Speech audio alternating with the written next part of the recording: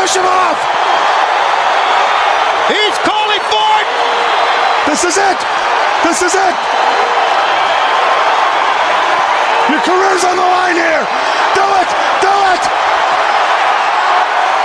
This place will erupt when he picks him up. He's got him up. Oh, hell yeah.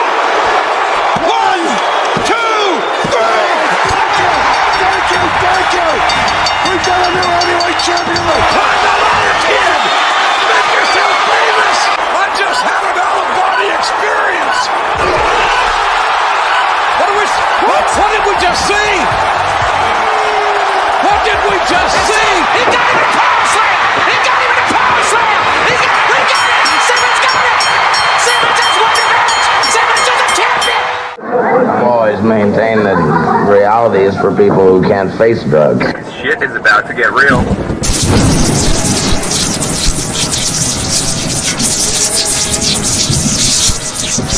You get to see your knee.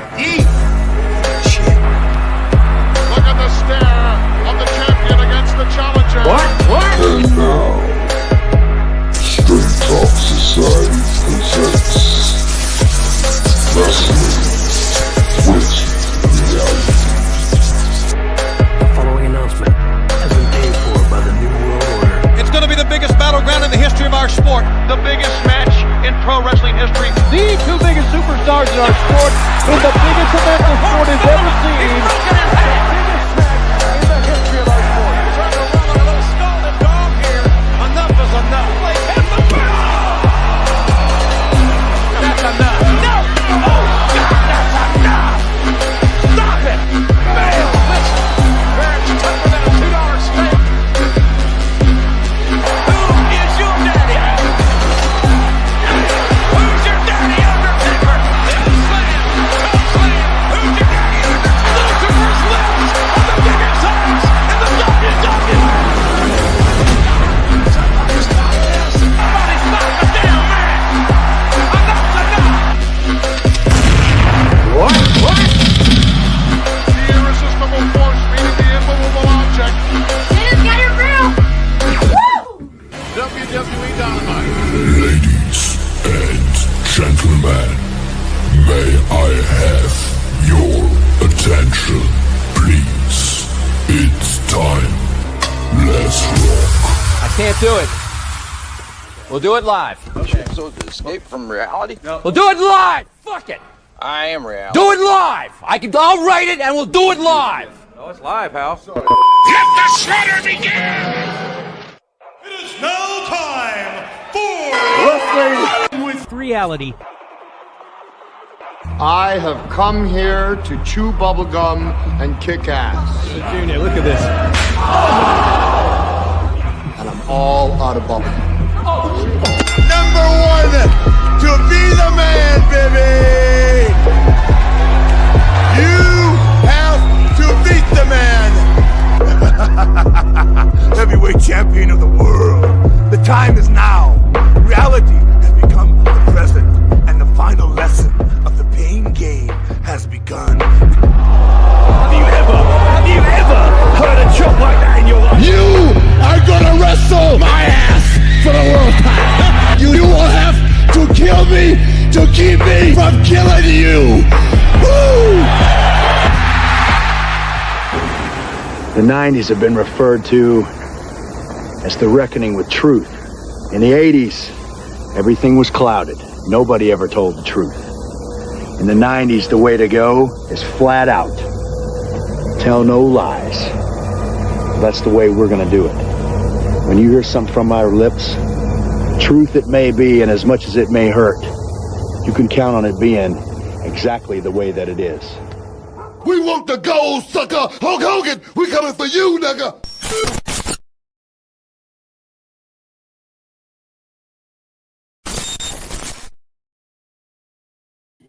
That is always so funny. What is up, Straight Talk Society? This is your host, Trevor, and I'm back with another episode of Wrestling with Reality. I know Venkat, I thought he would have popped in by now.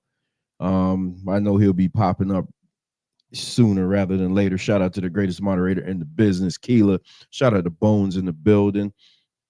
Oh man, hey, I do apologize for being late, but I think this is what it's gonna be. This is what it's gonna be going forward. Hulk. Hold on, because I do not like to see this. Hold on. Let me change this. Yeah, there we go. I need to be on the big screen so you guys can see the CM Punk shirt. Shout out to let me see what's going on. Shout out to Ricardo in the building. Yeah, man, we are talking about Hulk Hogan tonight. Topic of tonight's show is Hulk Hogan from hero to infamy. So before we get into that, we're gonna get into a couple of other story items. Hopefully we could breeze through them real fast. I'm not sure if MD will be on today because he's doing something else, so he may not be able to make it on. But nevertheless, I know Venkat will be on shortly. Let me see. Yeah, I know Venkat will be on shortly, so we could get the show started, man. But I think this is how it's going to be going forward, just because I'm busy, man. I told y'all last month, Man Talk Monday, I am so busy. I'm literally getting home an hour and a half later than I normally would. So it's getting harder and harder to keep those times that I say, that I set the shows for. And it's not gonna stop. And then my wife, she does something extra at night now, so super wet old trash. So now she does something extra sometimes during the week, so it causes me to have to take on more responsibility during the week, as far as like cooking dinner and stuff like that. So so I don't know, man. We're definitely going to do everything on a bi-weekly schedule still, at least me. Tafis Politics, they'll do their thing every Tuesday, but I'm not going to be available to do shows weekly. I just can't. My schedule just will not allow it.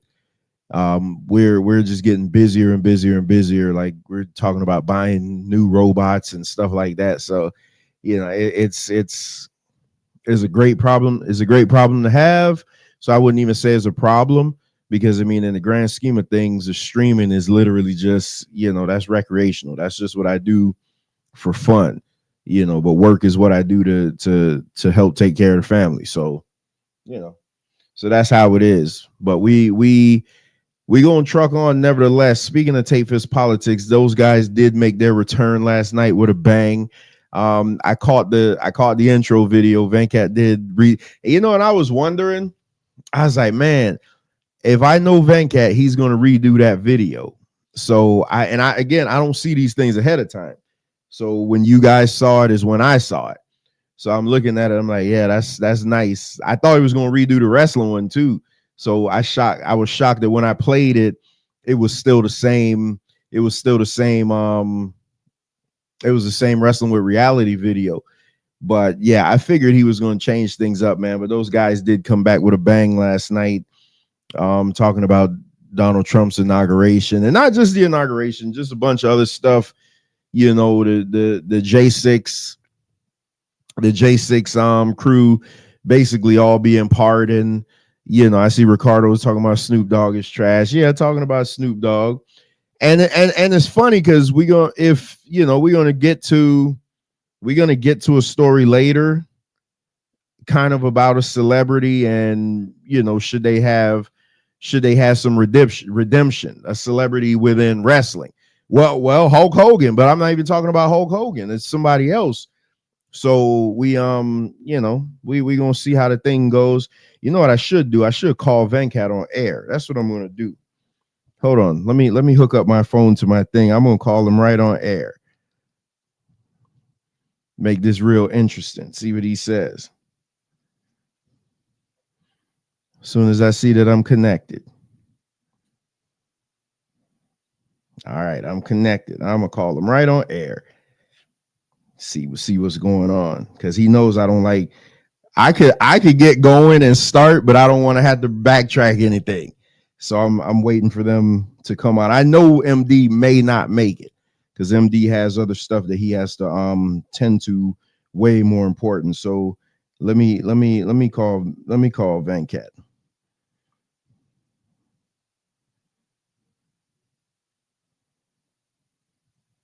Let's see.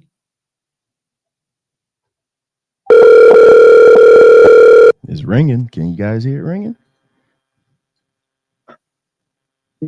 Oh. Oh. Yo. You live on air, so don't say nothing crazy. Can you hear me? Oh, I can't help but say something crazy, sir. Yeah, I was just getting on there now. Okay. I'm on my other phone, but yeah, I'll be right there. Yeah. All right. Well, now I thought you didn't do the intro, I guess. Yeah, I did. Oh, you did? Yeah. Oh, okay. All right, I'll be right there. Hey, y'all in the chat, let me know if y'all can hear this call that we're on right now. I want to make sure because I got this new piece for my mixing board. So this will be a game changer because now I can call. Yeah, I wonder how clear it will be. Yeah, I want to know. Ricardo Keela, let me know if y'all can hear him clear because this will be a game changer. I could just call people in on the show. Yep. Oh, so they say they hear it loud and clear. That's perfect. Okay, that's awesome. Oh man, okay, that's what's up then. All right, well, I'll chitter chatter till you get on. No, you should see now. All right, there you go, right there. All right, so Venkat is in the building. Like I said, I could have went on, but what's up, Venkat? What's going on, Trevor? Trying to survive, man. Tell me in about this Trump world. Yeah, how you enjoying the cold? It's horrible, man. Ever since Trump became president, it's been raining every day. Here we go. He go. Hey, he go. If your light bulb blow, blame Trump. So I will tell you this, and I don't want to get into the conspiracy theory because I've been having this conversation in other groups. I think the world is telling us something. Like, my brother-in-law sent pictures this morning. He has snow on his front lawn. That's all well and good, but he lives in the panhandle. So that's crazy. Somebody came and picked up a load from us this morning, and he was like, "Man, I'm going into Texas, and it's like mountains of snow." He said that doesn't happen in Texas. I'm just like, man, be careful. I really think the world is like revolting. You remember when the 19 hit in 2020? Yeah. And there were no cars on the road, nothing like that. Everybody had to sit their asses down and just chill.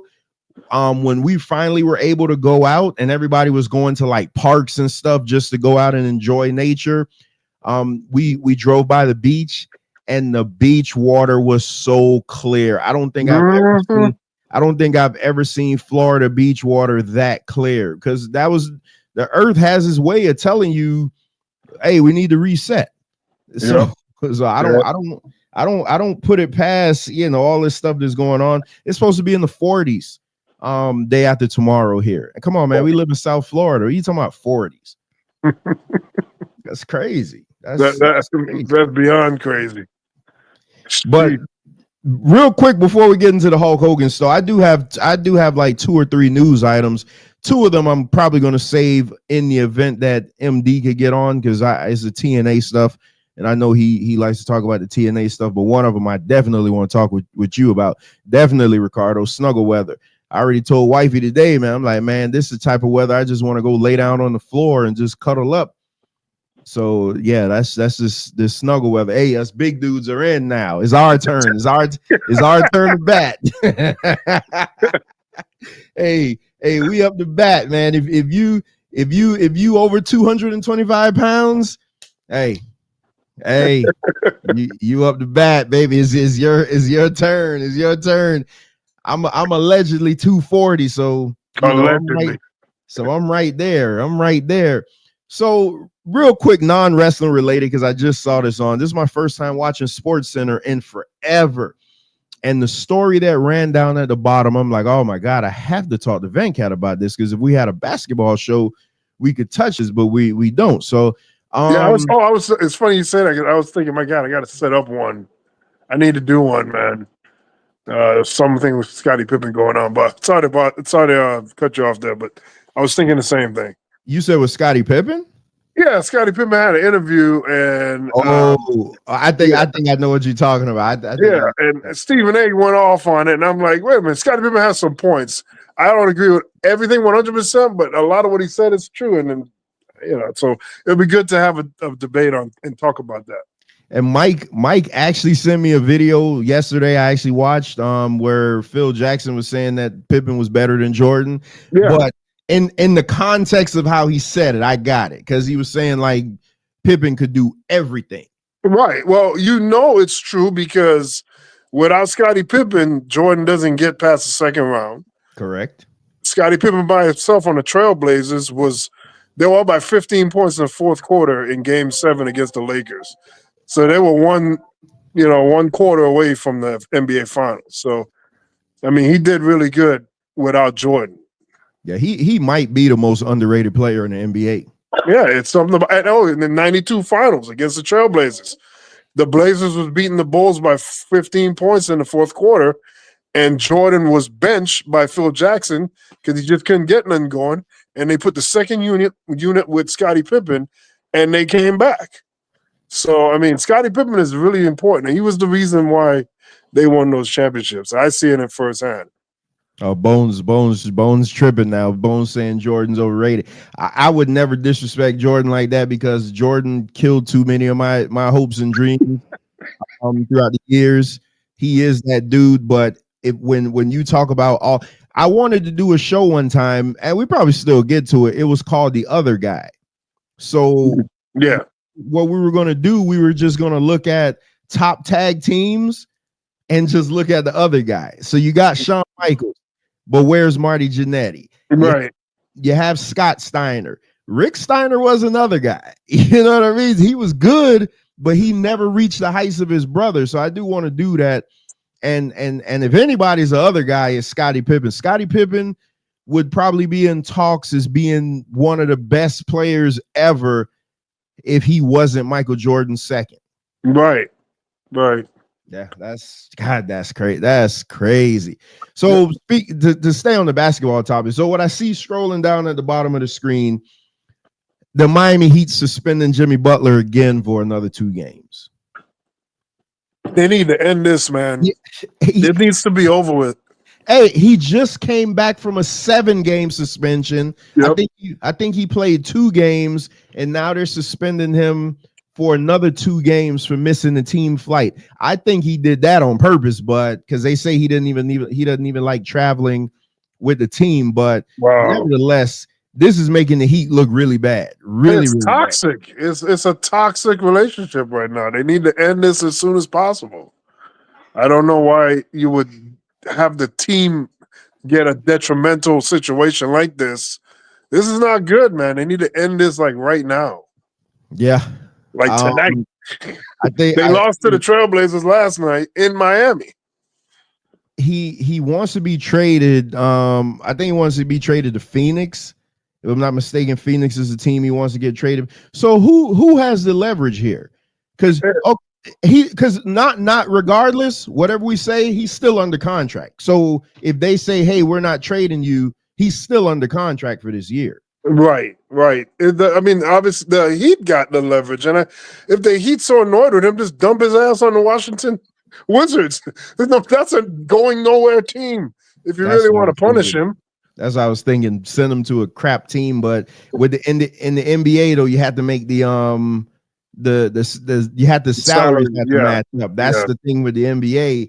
Whereas like the NFL, if I wanted to get rid of you, I'm just sending you to anybody for for a late round pick. Whereas the NBA salaries got to match up. I heard somewhere where they were talking about taking on Bradley Beal's contract, just to make it work. But at this point, and I said it the last time we talked about this, I think it's time for Pat Riley to go. I listened to an interview that Dan Le Batard did with Pat Riley. Just fantastic stuff. Some of the best 2 hours you'll ever hear. But listening to that made me say even more that the Miami Heat is too much of Pat Riley in there. it's the Pat Riley way. And Dwayne Wade even said it, like, you're making the team look bad now. This is not and this is going to kill me to say this, but this is not the Dolphins. The Dolphins are a shit organization. They are. I mean, just when you look at it over the years, listen, man, I done dealt with a lot of shit in the past 20 years. But the Miami Heat in the past 20 years, championships, like big free agents that actually work. And now Pat Riley, a 70-plus-year-old man, won't get out of his own way. It's just, it's got to the point where Jimmy Butler requested a meeting with the owner. You got a head coach and you got Keela. Yeah, Keela, y'all, the Cowboys ain't too far behind, so let's not go pump your brakes there. But you got the head coach, which apparently they can't talk, and you got Pat Riley, who's supposed to be the god of basketball in Miami, and y'all can't come to any type of agreement so that he now wants to go to the boss. That's like if you at work and you have two supervisors ahead of you, but the guy wants to go to the owner of the company. It's gotten bad. It's crazy. That's a tragedy, man. That's a real tragedy. They need to end this crap right now with the Heat. I mean, it already looked bad when they couldn't secure a superstar. They were trying to get Damian Lillard, and they were given an unreasonable offer for the Blazers, and they just wouldn't back down. It was like, nope, you're going to do it our way or no way. And here we go. It's to the point now where this relationship is soured, and it's like, we're holding on for what? Just kill it. Get it over with and done, man. You might be able to salvage a season, because right now I think the Heat are 500. Yeah, a little bit under. Yeah, okay. So I don't know. You could still salvage a season like that. It's been 5.5 years, and he took you to 2 finals. I mean, hey, let the guy go. And in this situation, I think both of them are acting like babies. But I just think in the grand scheme of things, even if they can't trade him, he'll be gone next year. He's making 50 plus million now. He wants a 60 million max contract, which again, y'all better be, hey, Florida doesn't have state tax. So you go into these states, your money is going to, and Mike already broke it down on Man Talk Monday, that 50 million goes in half after taxes right off the bat. So you got to be careful what you wish for if it's just about money, which it seems to be is about money, because why would he haggle over $5 million? Yeah, it has to be. Yeah, it's doesn't Texas has low taxes too, though. So he has 3 teams in Texas he can pick. Yeah, I mean, we'll see how that goes, man. But so the last thing I want to say about the NBA, and again, I haven't watched SportsCenter in forever, but watching SportsCenter, it reiterates what I was saying Saturday, the need for a sports show over here, because I don't know if you heard the show with me and my brother-in-law Saturday. We were supposed to have a sports show, but it ended up turning into something different. And so I'm watching PTI today, which I haven't watched PTI in years. I didn't even know it still came on, but I'm like, man, something like that would be real good. The MMA brothers kind of do that with the Body Shot show. They just don't have the actual timer up there. But it's I saw down on the thing that I think it's Phoenix made some type of deal where they're getting 3 first-round picks, and everybody was crapping on it. And I'm just thinking about the disparity in the NFL. A first-round pick can change your franchise. In the NBA, a first-round pick is just like, yeah, whatever. Yeah, because you never know when you can get like a Jokic who was in the second round. You just never know. They come from anywhere. Kobe Bryant wasn't even like a top 5 pick. He was like number 14, and so you never know when these great players come out of. You just never know. The last few years, the top picks have not really panned out for the most part. So I see why they're saying that. Why mortgage your franchise on an unknown up and coming kid when you could just try to use that to get like veteran guys that have established something, Yeah, that's crazy though, man. Because I'm like I said in the NFL, hey, it doesn't matter how shitty your season was the year before. Come April, every NFL fan has one thing, and that's hope. Because we're looking to that NFL draft, and the higher your pick, the better you think your franchise is going to change. And anybody has those first 5 picks, you know, you start getting unreasonable, and you're going you Super Bowl bound, like, you know. So that's the big difference. They didn't want to give up Hero, yeah, which I can't understand. Maybe I don't see it because I don't watch basketball like you guys, but is Tyler Hero that good? Because he seems like he's never there. He's always hurt. Inconsistent. He's inconsistent at best. He has his moments here and there, but it's not. Tyler Hero is not all that. They tried to give Tyler Hero the Portland Trailblazers. They like, we don't want him. They want something better than that. They don't want that. For Damian Lillard, Tyler, come on, man. Dame was averaging 32 points a game. You want to give Tyler Hero for Damian Lillard? My God. Yeah, that's crazy. That's crazy. And the thing about him, the only thing I remember about Tyler Hero is he's never available. And Zay always says it, man. The best ability is availability, and he's never there. Well, he's in the disability. Yeah, he's never there. And the fact that they see something in him is just, again, it's a Pat Rileyism. Just a bonehead, just bonehead. So, all right, well, that was Buckets and Beyond. we need to do it, man. We need to get it going. I say with I don't know if next week or the week after something. Yeah, I don't. So everything is definitely for me going to be on a 2-week schedule. So, you know, if we could try to squeeze it in one of those off weeks, because I just don't see how I could realistically try to keep to the type of schedule that I had last year. I don't. It's not possible. And like I said, my wife is gone a couple of days a week now at night, so I had to, you know, assume the cooking detail and stuff like that. So on top of me working, and then when I get home, it's like, oh man, let me make dinner and stuff like that. So, you know, but yeah, I gotta take care of my baby, as she just said. But nevertheless, I get 2 of them. Yeah, but Dolphin fans cater. We cater. What do you mean? Yeah, order catering, man. No, well, yeah. You see, listen. The last Dolphin game we went to in October, we had like luxury box seats, and you know, so those tickets were like $300-400 each. You know, the parking pass was $100. So, but you know, we didn't pay for any of that. My boss gave it to us. I still ended up spending probably about over $200. So, you know, it's crazy, man. Like these Dolphin games, when you really, the amount of money that you're spending in these NFL stadiums, there's this thing that Zay sent me. He sent me this video. I forget what it's called, but it's something where basically they build this arena to make it seem like you're actually there in the build, and the way the screens are and the seating, and man, I can't wait till they bring those to Florida. Like I think there's only a few of them in the country.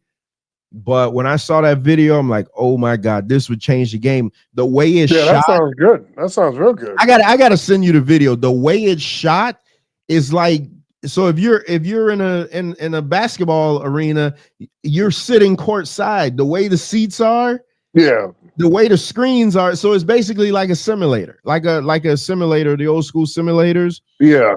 That you go in on Disney World or something like that, and they do it for sporting events. And I think he was saying the tickets are only like $55, you know, where they are. But man, I'd spend $55 to go watch that experience. Hell, a movie theater ticket is over $20. Yeah. So yeah, I definitely do that, man. That's awesome. But you know, nevertheless, you see Ricardo talking about make corned beef and rice. Yeah, if that ain't some hard times struggle. Hey, let me tell you something. It's hard times, but man, that's some of the best. That's some of the best eating you ever had, man. Some corned beef and rice with some onions and tomatoes. That's how I do mine. My dad used to do that all the time. Yeah, man. Hell, I know some people use corn in theirs, but give me some corned beef. Give me some onions and tomatoes with some white rice. I'm straight, man. Shout out to Thinking Black. Speaking to my brother-in-law. Hey man, stay bundle up, man, because I know y'all freezing up there. Y'all black people ain't used to that type of weather. So since Donald Trump is handing out pardons left and right, a story came across my desk, and I had to get to it, man. And like I said, I'll save the TNA stuff for later in the event that MD could come on. But Venkat, do you know who this lovely young lady is? Oh yeah, that's oh god, what's her name? Oh god. Oh my god, what's the Sunny. Yeah, she's a piece of trash. Well, oh yeah, I that's why I wanted to make sure and bring this up. So she's 52, so she aged terrible. Like this is man, you saw Jim Ross talking about her? No, I haven't. Saying that she offered to be his girlfriend to stay with him. Oh my goodness. Was this recent? No, back when they were in WWF and whatnot. Wow, back then? Yeah, around the time that his wife died. Wow. Yeah. He was talking about it with Conrad. I guess Jim Ross didn't see her debut on P-Hub.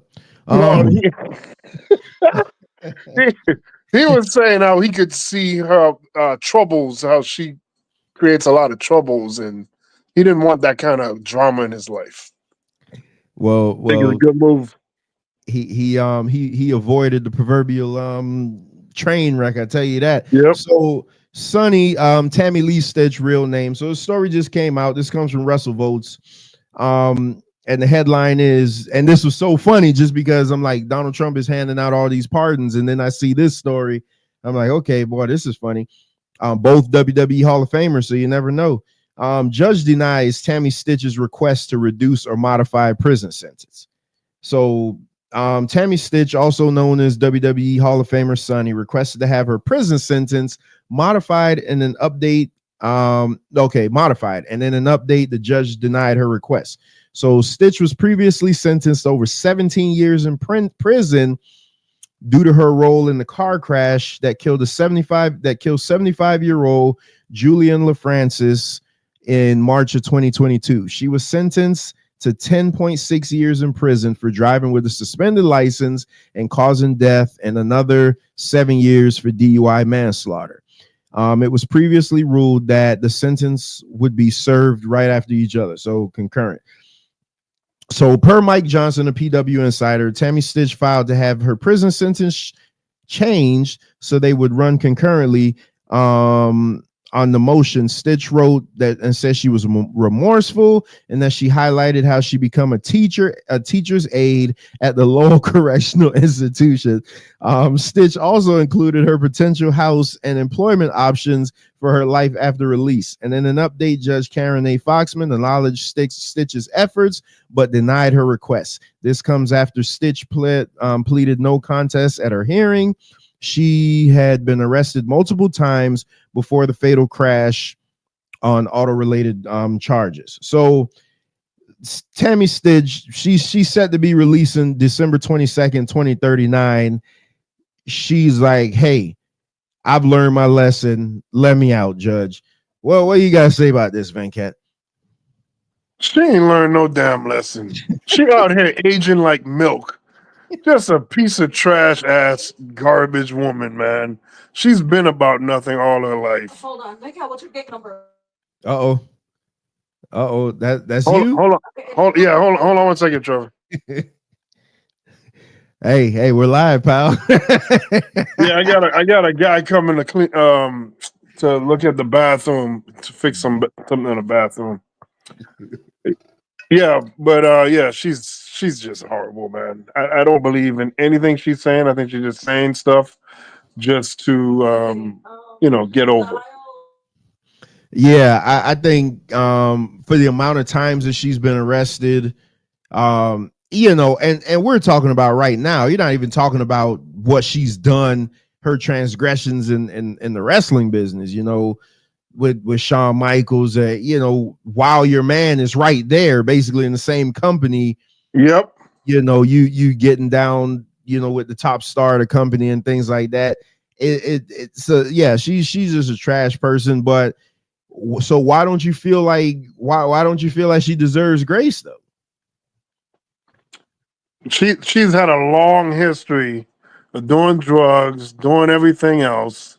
I just don't believe her. I don't believe that she's legitimate. She needs to spend some hard time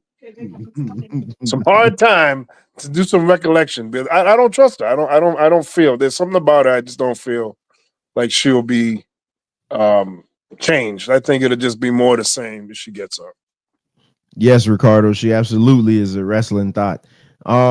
So yeah, hey, this is one time I don't disagree with you on this because she has a history.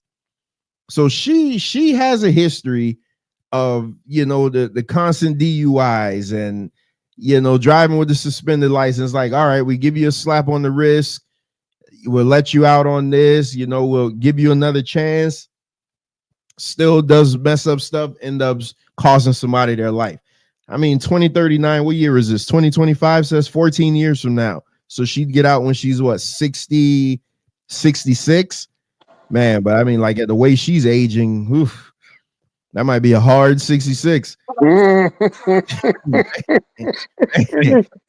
man. Somebody died for her ignorance, and she just been partying with not doing anything in life to party for, and we're partying and like get out of here with that crap. That's the thing I don't like about people, man. People do everything but the thing they need to do. You got issues. You got major issues emotionally, mentally, whatever, and you're running the drugs to cover and hide that rather than dealing with your issue. You don't throw your issues on people in the world for us to deal with it. You deal with it on your own time. Be stupid on your time, not mine. She's just an idiot, man. She's just another one of many idiots that don't acknowledge their troubles and they go to drugs and alcohol to quell it. Hey, you got no complaint from me. Ricardo saying, does everybody get redemption? So Ricardo, I don't believe that. I don't believe that. I believe that some people are contrite and some people should get a second chance depending on the nature of the crime. But she's been before the judge multiple times. That's what I'm saying. Times.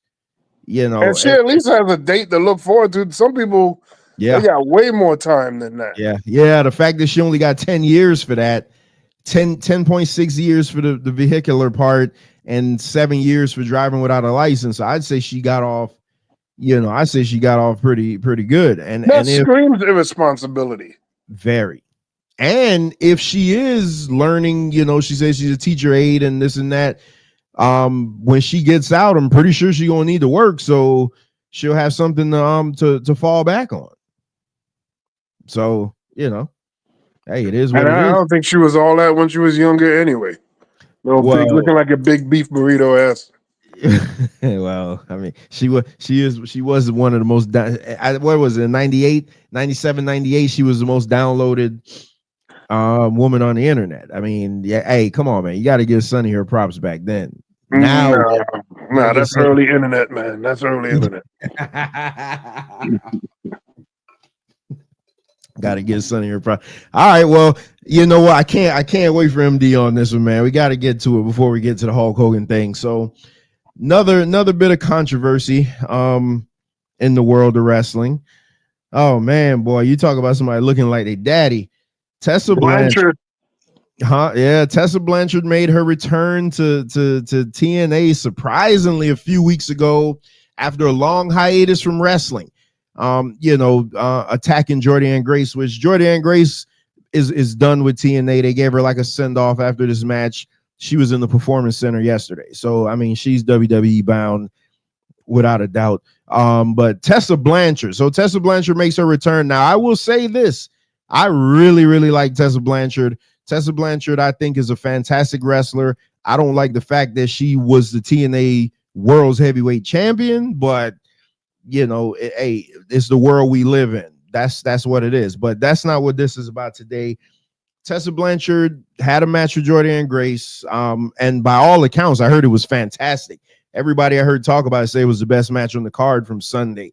But the crowd had a little bit to say. So let's hear what the crowd said. It's real short, so y'all got to listen. Listen, there are a lot of outside factors in this match that the Jordan Grace and Tessa Blanchard are well aware of. All right, it really was that short. I didn't cut it up. The crowd was chanting, "She's a racist. She's a racist. She's a racist." Now, before we get into why they're saying this, I hate. I'm starting to hate wrestling crowds. Wrestling crowds, and this is why I wanted MD, because MD sent me the video, man, and this is why I wanted to talk to him about. Shout out to Naruban in the building. So speaking of Naruban, AEW, there was on AEW Dynamite last week, Jeff Jarrett and MJF had a boy. You talk about a guy that should have jumped ship when he had the chance, man, MJF. But MJF and Jeff Jarrett had a promo off battle. So MD sent me the video and asked me what I thought about it. So I thought it was okay for a wrestling promo. I just thought it got too out of control. They were trying to do too much digs. So I always look at it like this, and I know Venkat will agree with me. Ric Flair never had to say you're gonna taste somebody else's ball sack. Like, he never had to say that to cut his opponent down. He could just demean you by how much better than you he is. Right. And I don't even blame Jared. What I do blame Jared for is the fact that he was just standing in the ring while MJF was cutting him the piss, talking about his wife. And the part that finally got Jared mad to where he would hit MJF was when he said something to the effect of something about Owen Hart. That pissed him off. Not the fact that what he said he was going to put in your wife's mouth. Like, I'm like, bro, that's what pissed you off. But to me, it just came like MJF was just being a dick, and it was just too.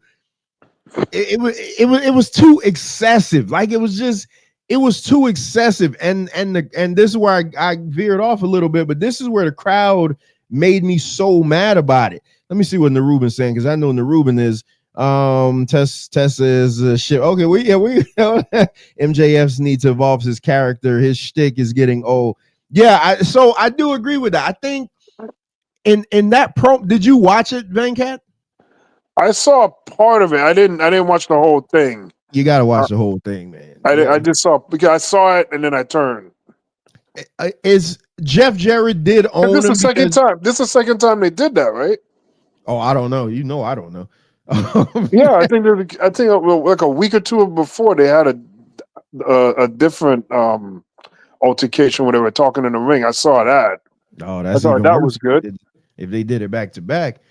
I didn't see the first one, but this one was really bad. And a lot of that I put on MJF. And y'all, I love MJF, and I think he has the best entrance music in wrestling. I don't know why you like that music, because it's so slimy, man. It just says slime ball. It's so slimy, man, and I just love it. But MJF his shtick is really, really getting old, and that just trying to draw heat. But what I was saying about the crowd, okay, we know their crowds aren't the biggest. And it amplifies during a promo like that. Okay, so when we were at the WWE holiday tour in December, you had a pocket of people, talking shit. But It was so many people in the building that they drowned them out. So now in an arena like this that doesn't have anybody, the people that are heckling, you can actually hear it, and the camera picks it up. So you got these people just heckling during the promo. So MJF and Jarrett are trying to respond to this. They're trying to do their promo and respond to the people at the same time. I think sometimes wrestling fans just get in their own way. They ruin stuff. It's one thing to me and Venkat argue every week on this show. Is one thing to not like something, what you're seeing in the ring. but it's another thing when you actively go out there to try to ruin it. Like it's stupid. So the long ass way that I just took was to get back to this. The TNA crowd was a nice sized crowd. It was a really nice sized crowd, but again, it's not big enough to drown out the nonsense. So when you hear these people chanting she's a racist, it's so glaring, and it just to me it just sounds like people just trying to get themselves over, and I don't think it's helping anybody at all. And to my understanding, everything that she's accused of, it hasn't really been proven, confirmed. As far as anybody just concrete came out and said, hey, this is what happened. I mean, we're gonna get to La Negra, that young lady who the heat was pointed to. But so first of all, what do you think about what I said about these wrestling crowds? I just think they try to get themselves over too much with the chants, and I blame Stone Cold for the what chant. First of all, that was the worst thing that could have ever happened to wrestling, is that damn what chant. I agree with everything you're saying there, and I think you hit it right on the head. It does become a problem. You know, it's great when you have the wrestling crowd participation, when you see something like a backlash, you know, that's great. But then when they get overly, wrestling crowds seem to want to be, they know everything. They know all that was going to happen. You know, you have another WrestleMania 20, Brock Lesnar and Goldberg, and just because they knew what was going to happen, they decided to just crap on the whole match. It doesn't matter if somebody's leaving or not. Both of them leaving, one of them leaving, they're still in the ring to do a match. So why did the crowd just co-opted the whole event, and it just destroyed the moment? It could have been a bigger, that match could have been way better. It could have been way, but the fans is what messed that up. So yeah, I get what you're saying, man. The fans could be overly too active into everything, and they're stopping the things that are supposed to happen that are great. Give them the chance. Let them do what they got to do. And then when they mess up, then you can dump on them and whatnot. But yeah, the wrestling audience, especially the ones that act like they're so brainy and they know everything, that can be so pretentious at times, and it gets in the way of what wrestling is ultimately supposed to be, an entertaining spectacle. Yeah, and Tessa Blanchard, you see that look, man? She just looked like she always pissed off. Like that look is the look she always has. She looked like she could take a punch. Hey, Naruba says AEW fans are degenerates, aka sickos. When she was using the N-word, it was corroborated. So we're gonna get to that right now. Thinking Black says the crowd give it, then the crowd take it away. It's lame though. Yeah, it is. When you have a guy out there that you see isn't the best on the mic in the promos, and he's trying to cut a heartfelt promo, and you hear a whole jack off section in 106. What? Or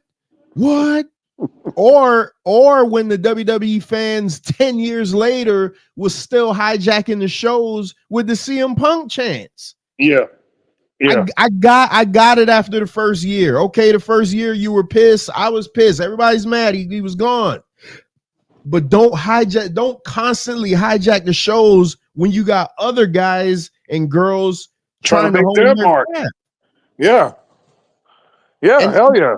And then you have people, wrestling podcasters. That's why I tell y'all, y'all don't do nothing better than what we do. Y'all may have the connections with the wrestlers, but we'll get that sooner rather than later. Y'all don't do what we do. You guys will yell at the wrestlers and be like, oh, well, learn how to get better. Learn how to do your cadence and stuff like that. That shit is not okay. You know how it is, even when I'm doing this and I'm trying to read the chat at the same time, how it could throw me off. One thing could just throw me completely off. Imagine an arena of 10,000 plus people chanting what? Or calling you a racist, it just, I don't know, man. I think sometimes we get too cute and try to just, like you say, we smarter than everybody. And we all got knowledge to a sense. You know, me and Vank have been watching this for over 30 years. I think we know a thing or two about this, but we're not actively going to a show and like, I'm gonna disrupt the hell out of this. I'm gonna try to get my section to, you know, to cause a nuisance or chaos. This is ridiculous. I'm telling you, if you go to a wrestling show and I'm there and you causing problems, I'm the guy that's gonna text the number that says report unruly fans. Because I'm spending a lot of money to go to those shows. Yep, It's one thing for you to boo and cheer, but don't go there and try to be a nuisance. That's crazy. And when I saw the video, like I saw the outside shot of this, and it was only like a pocket full of fans saying that she's a racist. It wasn't even the overwhelming. It wasn't the majority. It wasn't half of the majority. It wasn't a tenth of the people with the she's a racist chant, because this video, I guess they were shooting it from the section that it was coming from, and you can tell it wasn't everybody, and it died down quick. So now my next question is, was it justified? So let's get to why this is even the thing. Hold on, let me get this Tammy Stitch off of here. Got so many tabs open. Let's get the Tessa Blanchard. All right, so Tessa Blanchard calls women to support each other. It's immediately called out for her being a hypocrite. So this goes back to 2020. Tessa Blanchard did a tweet that says, "Hey women, try supporting one another. Cool things happen." So this was from January 11, 2020. Man, so damn near exactly 5 years ago. So Chelsea Green, our champion of the United States, Chelsea Green, says you can she responded to it and says, "You consistently put down, bullied, and belittled countless female co-workers, including me. Is that support?" So now other people latch on. Allison K, remember when you spat in a black woman's face and called her the N-word in Japan, which Nerubin says is corroborated? Was that you supporting women? The audacity of this tweet.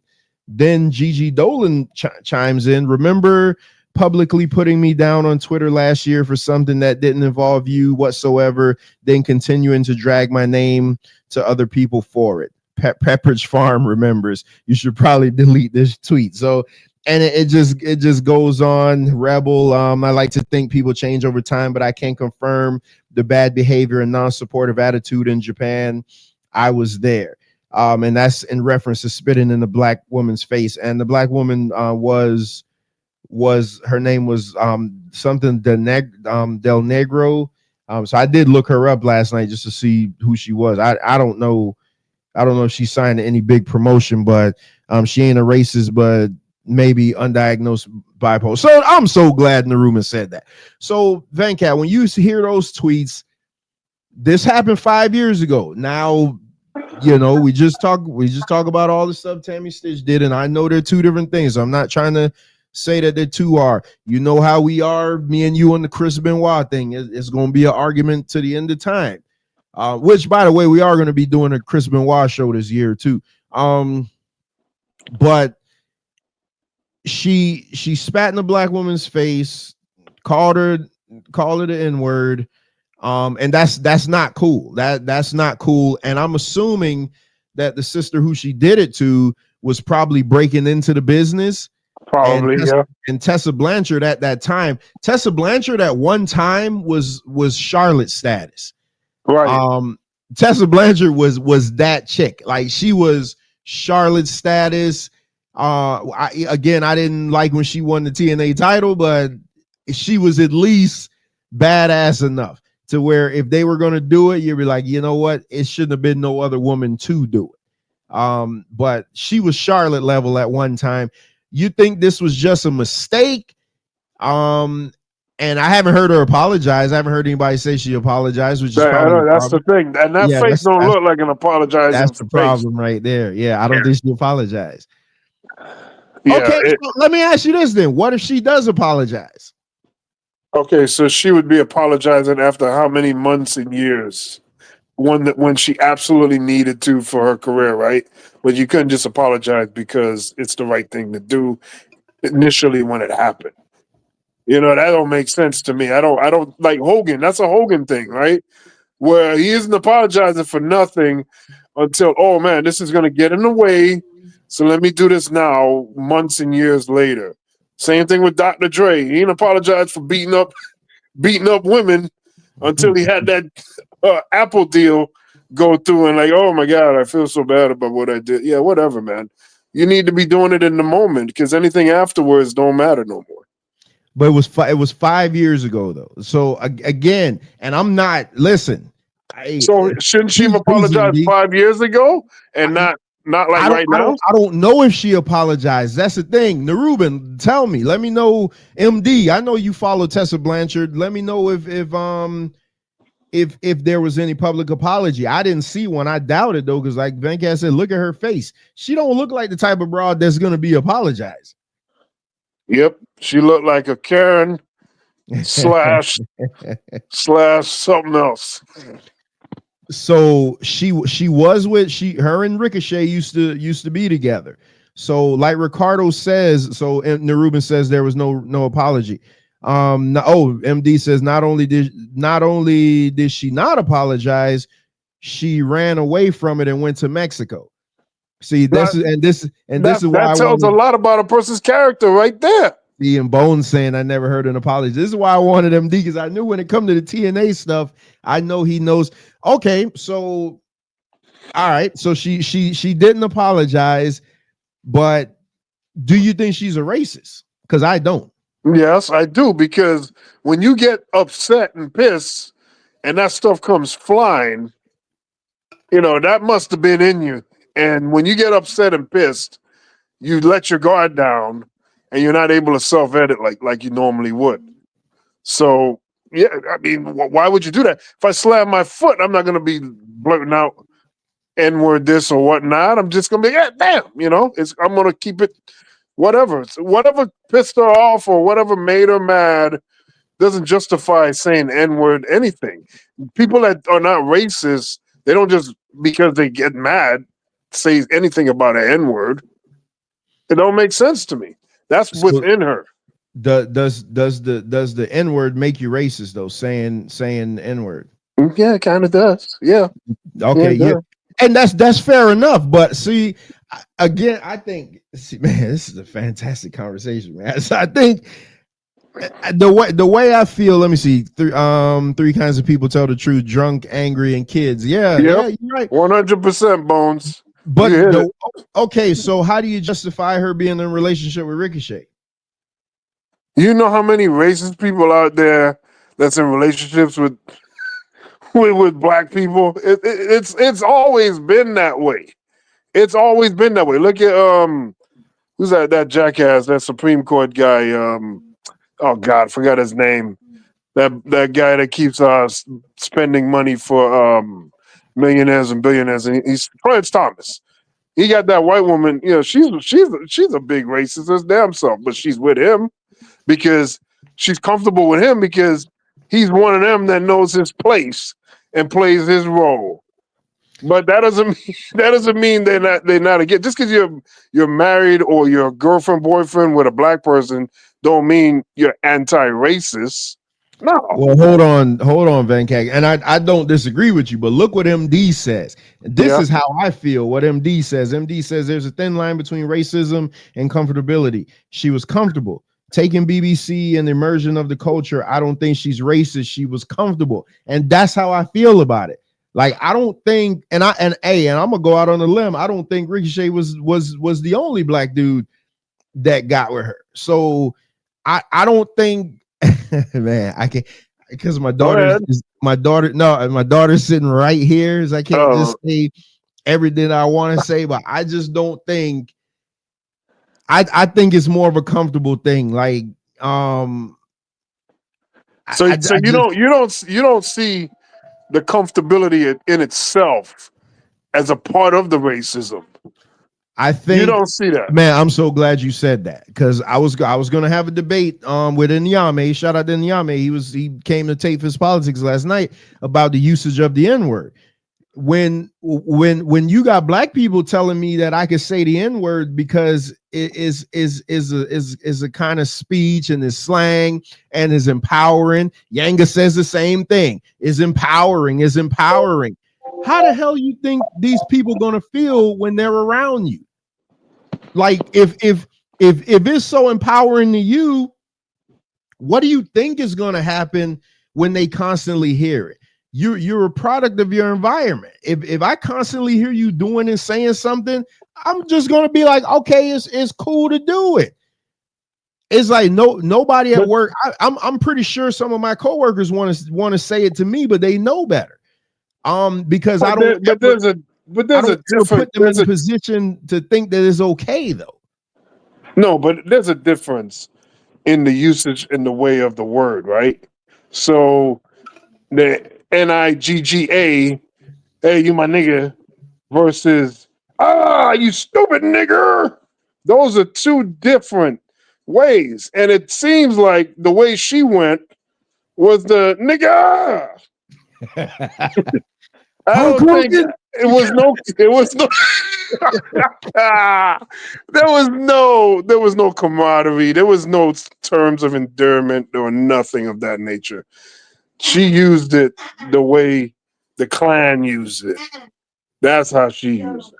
So, it wouldn't be me if I didn't ask this question. But you think when Ricochet was handling business, she'd turn around and call him it? No, because she probably get pimp slapped right there on the spot. Yeah, he don't look like he'll. Nah, come on. I'm just saying. Oh my goodness, man. Hey, okay. So I guess where I fall in, because I don't disagree with what you're saying at all. I mean, we're gonna have to disagree on the next story, but I don't disagree at all with what you're saying. But as far as I'm just not gonna outright call her a racist, just because I think we're so quick to just be like, oh, it's racist. You racist. Hey, listen, and I've said this to y'all behind closed doors a lot of times. If the conversations that we have behind the scenes ever got out over the YouTube airs, everybody would think that I'm some type of sicko, or I'm a racist and I hate everybody and this and that. That's what they would think about me. But that's just because they just don't know me. So, and I'm not trying. I don't want it to come off like I'm trying to give her no grace, because again, that's not what I'm doing. And the fact that she didn't apologize, had she apologized and y'all still doing this, then I'd be like, okay, find something else to be mad about. So I understand that people are still upset with this after 5 years, but I'm just not so quick to call her a racist. Me personally. Hey, I mean, if she ain't saying certain things, if she's not doing the due diligence to correct because you can make a mistake in your life, and that's understandable. But when you have no apology that we know of, and that's the other thing too, that disrespect, just like CM Punk said, the disrespect, the apology has to be as public as disrespect. Yeah. Right. And there's no indication. She has many outlets, social media, wrestling magazines. She has the on air on TV and in a wrestling program, or just a shoot interview, whatever. She could address the issue. She has platforms to do that, to let it be known. And people that want to redeem themselves do those actions. We don't see those actions from her.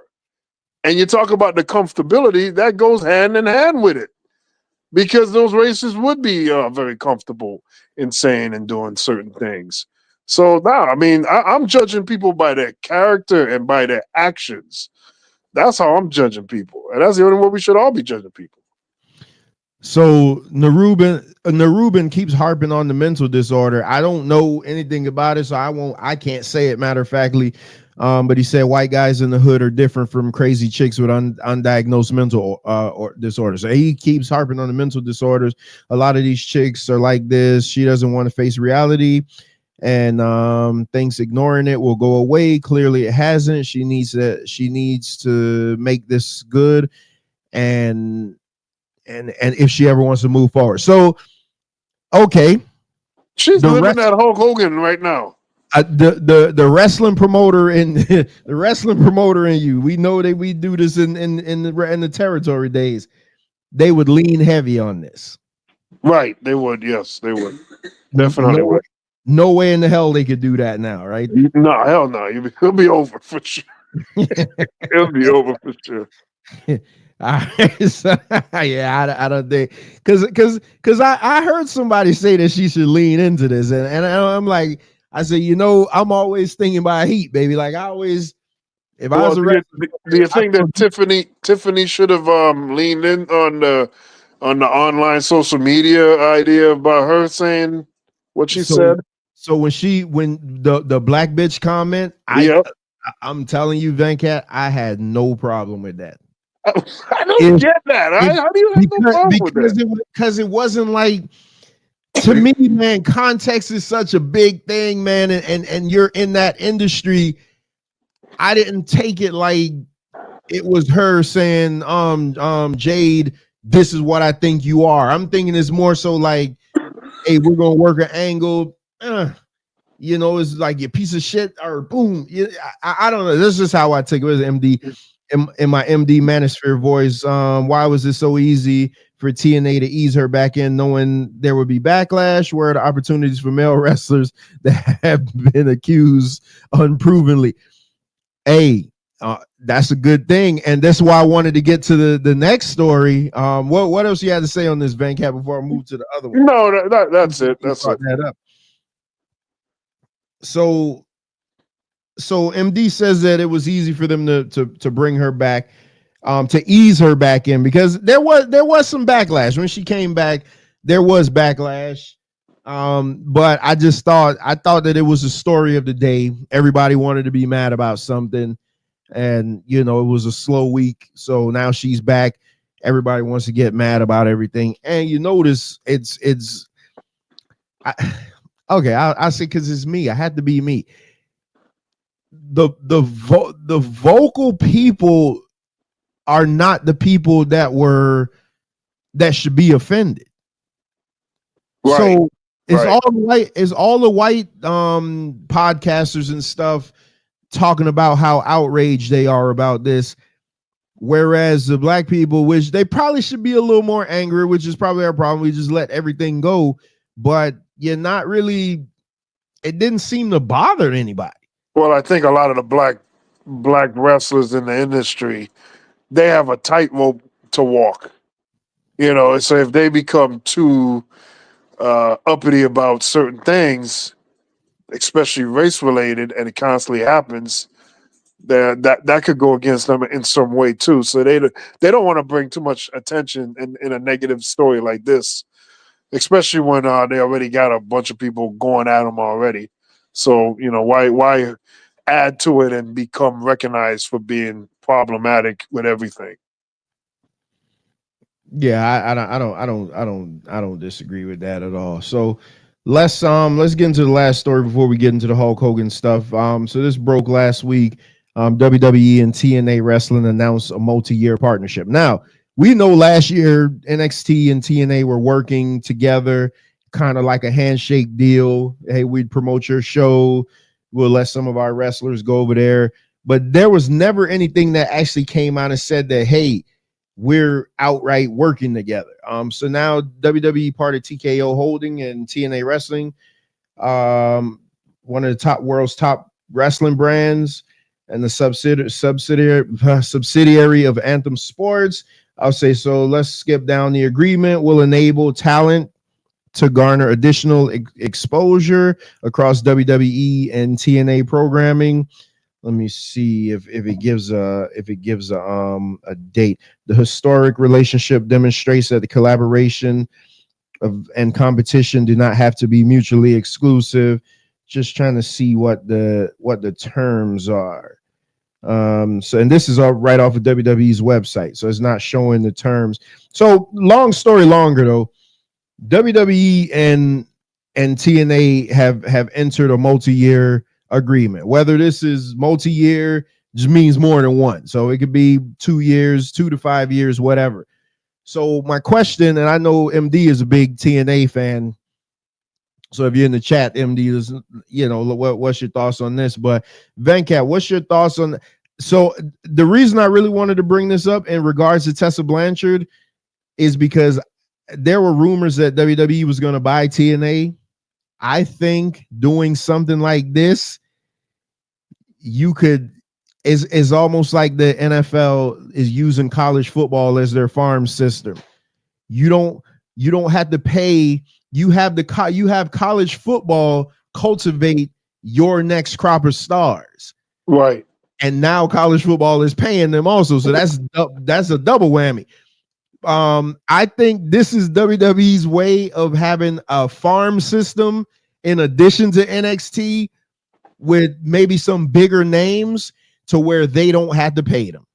They can use them. I haven't finished watching NXT last night, but from what I heard, the Hardy Boys were supposed to be on NXT last night. You had Cora Jade face off with one of their women's champions Sunday. You had Joe Hendry win the TNA title. Joe Hendry wrestled Trick Williams for the NXT title. Not Trick Williams, but Ethan Page for the NXT title. So there's already been some crossover. Jordan Grace is on her way over. Naomi came back. Moose, Brandon Bones is putting in the chat. Moose. And I have said this, and I'm not coming off of this. AJ Styles will be the TNA champion under WWE contract this year. Don't forget who you heard that from first. Well, what do you think about this multi-year now? And it's not 1 year deal. This says multi-years. This could be at least 2. Agreement between these two companies, where at one point WWE wouldn't even mention other companies. Yep. I heard WWE mention Rev Pro on Monday Night Raw this past Monday. WWE wouldn't even mention other companies. They act like other companies don't exist. Which is ridiculous. Now they're just calling every company's name. I'm like, Rev Pro, what the hell? But what do you think about this agreement? This is great. This is like a dream come true, really, because this is something that could possibly lead to even a bigger thing, maybe WWE and AEW at one point. You could put the pettiness, how AEW and WWE are. They're very petty for no reason. There's money on the table. Like you're saying, you got stars in the other organizations that have somewhat of name recognition, and you don't have to try to build anybody up. And now, with the fact of wrestling fans knowing of these pre-existing leagues like TNA, like AEW, if you can have those stars come and have like a crossover, you could right the wrongs of the WCW, ECW invasion angle and probably do something way that could benefit both companies and help business even be better. Because let's be real, WWE don't got no star power in it because Cody Rhodes ain't got nobody to wrestle. So it would be great to have something shake up the stagnated WWE Championship lineup, because I can't be watching KO prostitute himself out here looking like a dumbass every time. So this is great. Now, the last time we had a big angle from outside, Vince McMahon was around. Now it'll be interesting to see how they handle this. I'm hoping that they do it the right way, and I'm hoping that we don't do any more petty stuff like they did to Sting and other WCW guys, where the TNA guys show up and they're weakened and they're getting jobbed out and all this other nonsense. Wrestling needs to be bigger and better about that. You cannot have these stories go these Hulk Hogan ways where he just blazes through all these big fat ass niggas and nobody gets an opportunity to shine. That's why he couldn't work with Jake the Snake, because Jake the Snake was way over than him. And I think you got to do the things that will matter. So us watching Cody Rhodes beat down KO now for a few times, that's kind of uninteresting and boring. Cody Rhodes needs some kind of dilemma or adversity. And it would have been nice. I don't know. Hopefully that next match, Kevin Owens wins. But you got to have that. And so we'll see what happens. So hopefully they handle this properly and they don't do the cartoony 80s thing like they did before. He found a way to get it in, y'all. MD says the possibilities are endless with this partnership. Let's not forget TNA still has partnerships with AAA and to a lesser degree NJ New Japan Pro Wrestling. So that's very interesting, especially with Penta and the way they're presenting him. I think this opens the door for AAA. Vince, Venkat, Tony, and Triple H would never work together. So it was mentioned. So you mentioned Vince McMahon. You mentioned Vince McMahon. Yes, Vince McMahon would have killed this. First of all, Vince McMahon would have never let this happen. First of all, so kudos to Triple H for even doing this. I'm very curious. I am very curious because I know it's going to be bigger than a TNA NXT thing. And I'm glad for this door opening because let's face it, WWE is the only show that I get to watch on a weekly basis. If they weren't doing this crossover last year, I would have never knew about Joe Hendry. And I would have never knew that I believe in Joe Hendry. Like y'all, this Moose for the longest, Moose has always been on WWE's radar, and for whatever reason, they never got a chance to get the deal done. Can you imagine Moose just showing up on Monday Night Raw and just wrecking somebody, or showing up on SmackDown and just wrecking somebody? Plus, John Cena tweeted to TNA all over the weekend. Imagine John Cena showing up on TNA. Okay, let me show you why. Somebody say, oh, Trevor, that would never happen. Let me take you back to 2011.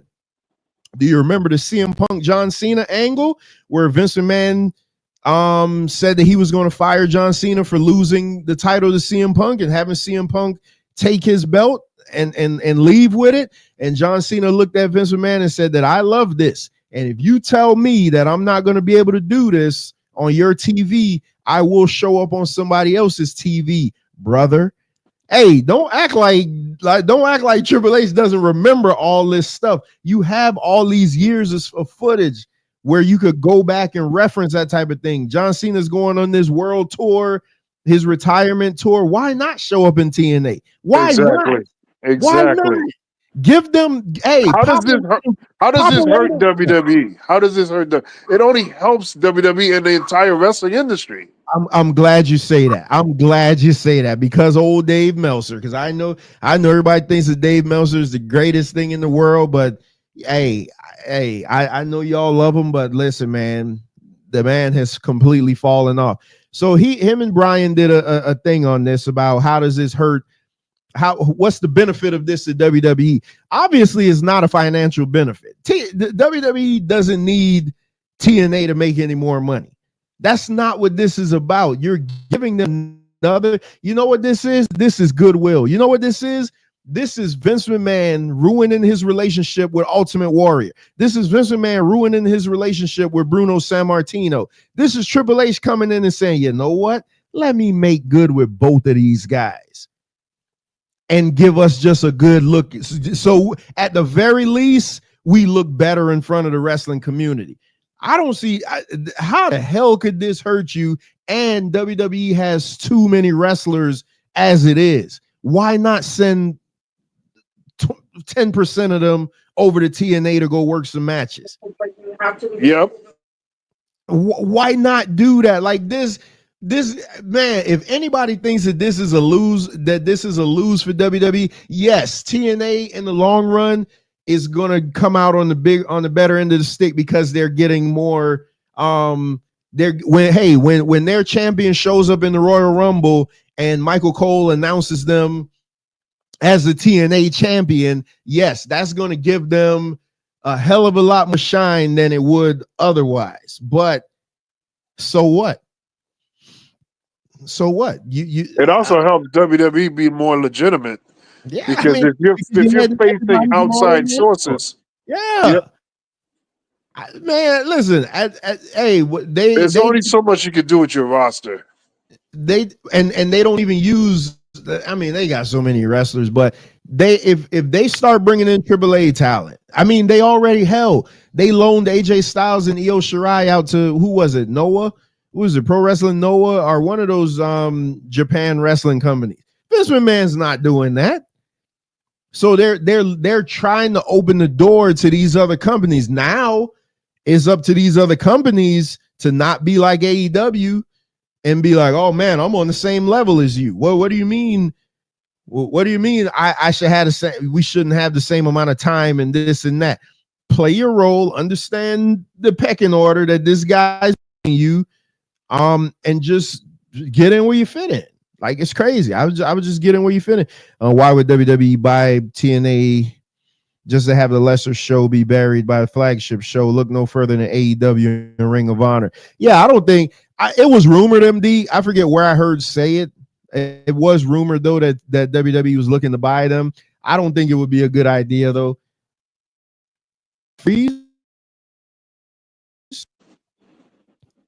Trevor, Venkat, can you hear me? Yeah, I can hear you now. You want to wait for a second. Okay, yeah, it looked like I froze, man. I was Yeah, about to say, frozen. You are frozen. I'm still frozen? Yeah, you got that look on your face. It look like you're on the spectrum right now, Trevor. Wait a minute. Hold on.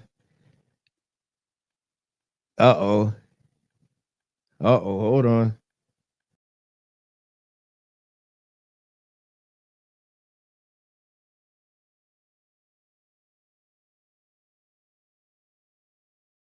Oh, it looked like Trevor disconnected here. Oh, now it's just me. All right. Now it's just me. So now it's the Venkat Show coming to you live. While we wait for Trevor to get back, I'll just continue what we were talking about. Yeah, I don't see anything at all wrong with this partnership. I think this is exactly what wrestling needs, and I think they'll have more bigger, exciting moments to come when you have these guys face new fresh talent. Is that the man? Is that the man trying to silence me? I know. Trump got you. I don't know. Oh man. Yeah, man. What were you saying? I was just saying, there's nothing bad about this kind of deal. You can get fresh new matchups and more exciting storylines and situations with this partnership. This is a win for the industry. Straight up. I mean, damn it. Could you imagine the business that would have been done in the 80s? Somewhere towards the late 80s if WWF and NWA would have had just one big super show. That would have been everything right there, man. You know what I want to see? I want to see a group of TNA's top talent come in and just dog walk WWE's talent. Just come in one shot and just come in and just dog walk them. Kind of like how they did the Nexus when they first debuted and they tore up the ring and beat up everybody. Just make a statement. Just come in and just beat everybody's ass. Yeah.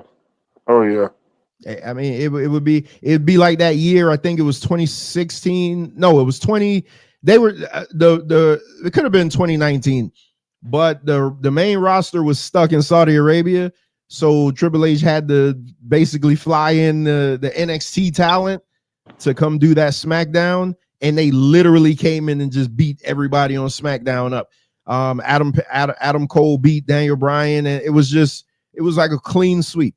Yeah, Moose versus Obafemi. Listen, I ain't even got the Obafemi. Obafemi is man. Obafemi is generational, man. Obafemi is that dude, man.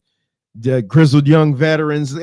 JYV was one of my favorite teams, man. It was so many different matches, and not to mention, TNA wanted AJ Styles for something, and they said no. Here's your chance to make good. I'm telling you, AJ Styles is going to either be the X Division champ or the TNA World champ sometime this year. Mark my words. I'm telling you, while being under WWE contract. Simple as that. They need to give him the TNA World title. They got to give him that one. Yeah, it'd be great. It'd be great. So, but we'll keep an eye on that. Now let's get to the namesake of the show. So Hulk Hogan. So now there's a list. There's a list of all the lies of Hulk Hogan. We're not getting to that entire list because a lot of it is, hey, I caught a bigger fish than you. A lot of it is just literally industry. Somebody going and just lying, trying to, hey, if you said I bowled a perfect, if I bowled under a perfect game, then this guy gonna come by and say, yeah, I did bowl a perfect game. But I'm aware of how destiny is gonna take its course, brother. What stood out to me was Monday Night Raw, the Netflix debut. He was advertised. Everybody knew Hogan was coming out. Real American hit, and everybody popped when Real American came on. Then Hogan started cutting his promo, and this happened. Oh man, let me see. WWE, please don't mess with me, please.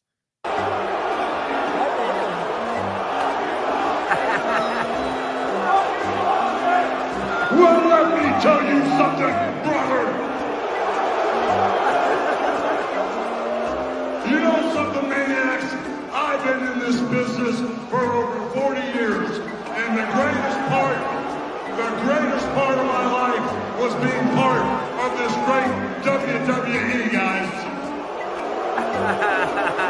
You know, I've had all kind of tag team partners over the years, but you, the fans, have been my greatest tag team partner because you guys have stuck with me through thick and thin, dudes. You know, I've got a new tag team partner right now.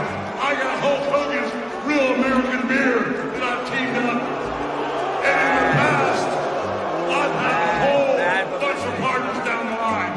I had incredible partners like, the Macho Man Randy Savage. I've had giant-sized partners like Andre the Giant. But the greatest partner that the WWE has ever had is the fact tonight we're making history and the WWE is tag teamed up with Netflix, the greatest tag team partner of all time. So what you gonna do when the WWE and Netflix runs wild on you, maniacs? All right. Before you go off, Van Cat, because I know you're gonna go off. That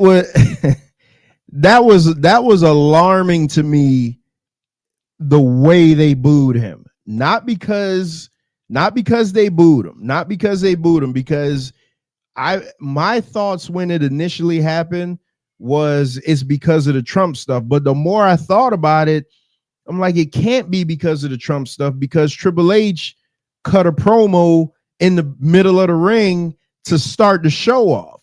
And Triple H and Stephanie were at Mar-a-Lago that weekend, the week before at some party.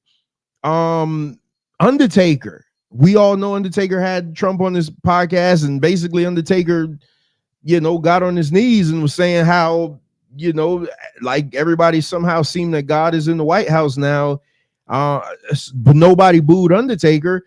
So my thing was like, what was it that made them boo Hulk Hogan like that? So now, like I said, I got a couple of items to go through from his lies over the years. We can't go through all of them because it's seeming like it's over 100 of them, but you obviously can't go through all of them. But in that moment, what do you think, Van Cat, made them boo him like that? And no, before you answer that question, this Saturday is Saturday night's main event, the second one since they brought it back.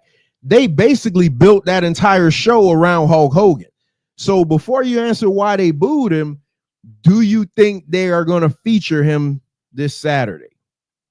Want the gold, sucker? Hulk Hogan, we coming for you, nigga. Yeah, they're gonna modify the hell out of that show, and they're gonna make it be less appearances than originally intended. I don't even think he's gonna be there. I think they're gonna record in a studio promos, and then they're gonna play it during the broadcast. Did you see the CM Punk? Did you see what CM Punk said to Hogan? I was gonna watch that, and then I lost like when there's a suggestion on the bottom of the screen, I was gonna click on it, but I messed up, and then I never went back to it. But I wanted to see it. I didn't know if it was real or not. I thought it was. Oh no, it was real. Oh, okay. It was real. CM Punk was cutting a promo. And you know what? And not for nothing, just a quick thing on this. I love the fact that they're putting so much emphasis on the Royal Rumble, like what it means, like how they used to do back in the day, where they would have each wrestler come out and be like, "Hey, this is why I want to win it." So I'm glad that they're doing that. But CM Punk was cutting a promo on like 4 different guys, and then he was like, "Even if I got to throw Hulk Hogan's old dusty ass and finally put him out of his misery," and the fans just erupted. You think, well, you didn't hear it. You got to hear it in this context. I'm wondering if that was their way of testing the audience to see, was it just LA or was Dallas going to cheer or boo what Punk said? Right. To see if they were going to still bring him. I don't see how they could do the show around him. I just don't see how. And not for nothing, they shouldn't be doing a damn show around Hulk Hogan anyway. Exactly. Get out of here. Get out of here with that. Exactly. The disgraced former champion. It's just trash. So what do you think about when you saw the boos? Because when I saw it, because I was watching it as it was happening, I start feeling bad. I legit I don't know why you bad. feeling bad. You know why I was feeling bad? Because I'm like, man, I don't like to see people go out and just royally fail. And his glasses were lifting off of his face so you could see his droopy eyes. And he was, oh my goodness. I bet you he was crying. I bet he cried in the car. He couldn't get back to Gorilla fast enough. Those boos were burning his soul. He looked so bad. First of all, his arms are flabby. He barely could walk. Yes. And poor Jimmy Hart now. Jimmy Hart has to take all this heat by proxy being associated with this guy. And look how much better shape Jimmy Hart was. He could walk. He could do Jimmy Hart survive off of beans and potatoes. So that's all he says. That's all he eats. What is open season on Jimmy Hart right now? That's true. That's not me making that up. That's all Jimmy Hart eats is beans and potatoes. What the hell? Yeah, look it up. I'm not making that up. Beans and potatoes, bro. So you did okay? Come on, I know you don't like Hulk Hogan, and we're gonna get into the stuff that he did, but you didn't feel bad. Not at all. A little bit. Not a little bit. I was happy as hell. I was smiling. I was like, that damn bastard. He's getting everything that he earned. Man, that guy put so many wrestlers in situations. Iron Sheik was vindicated that night, man. Oh my God. He lies, he cheats. I was just today watching Undertaker story yet again about how, oh, you got me, brother.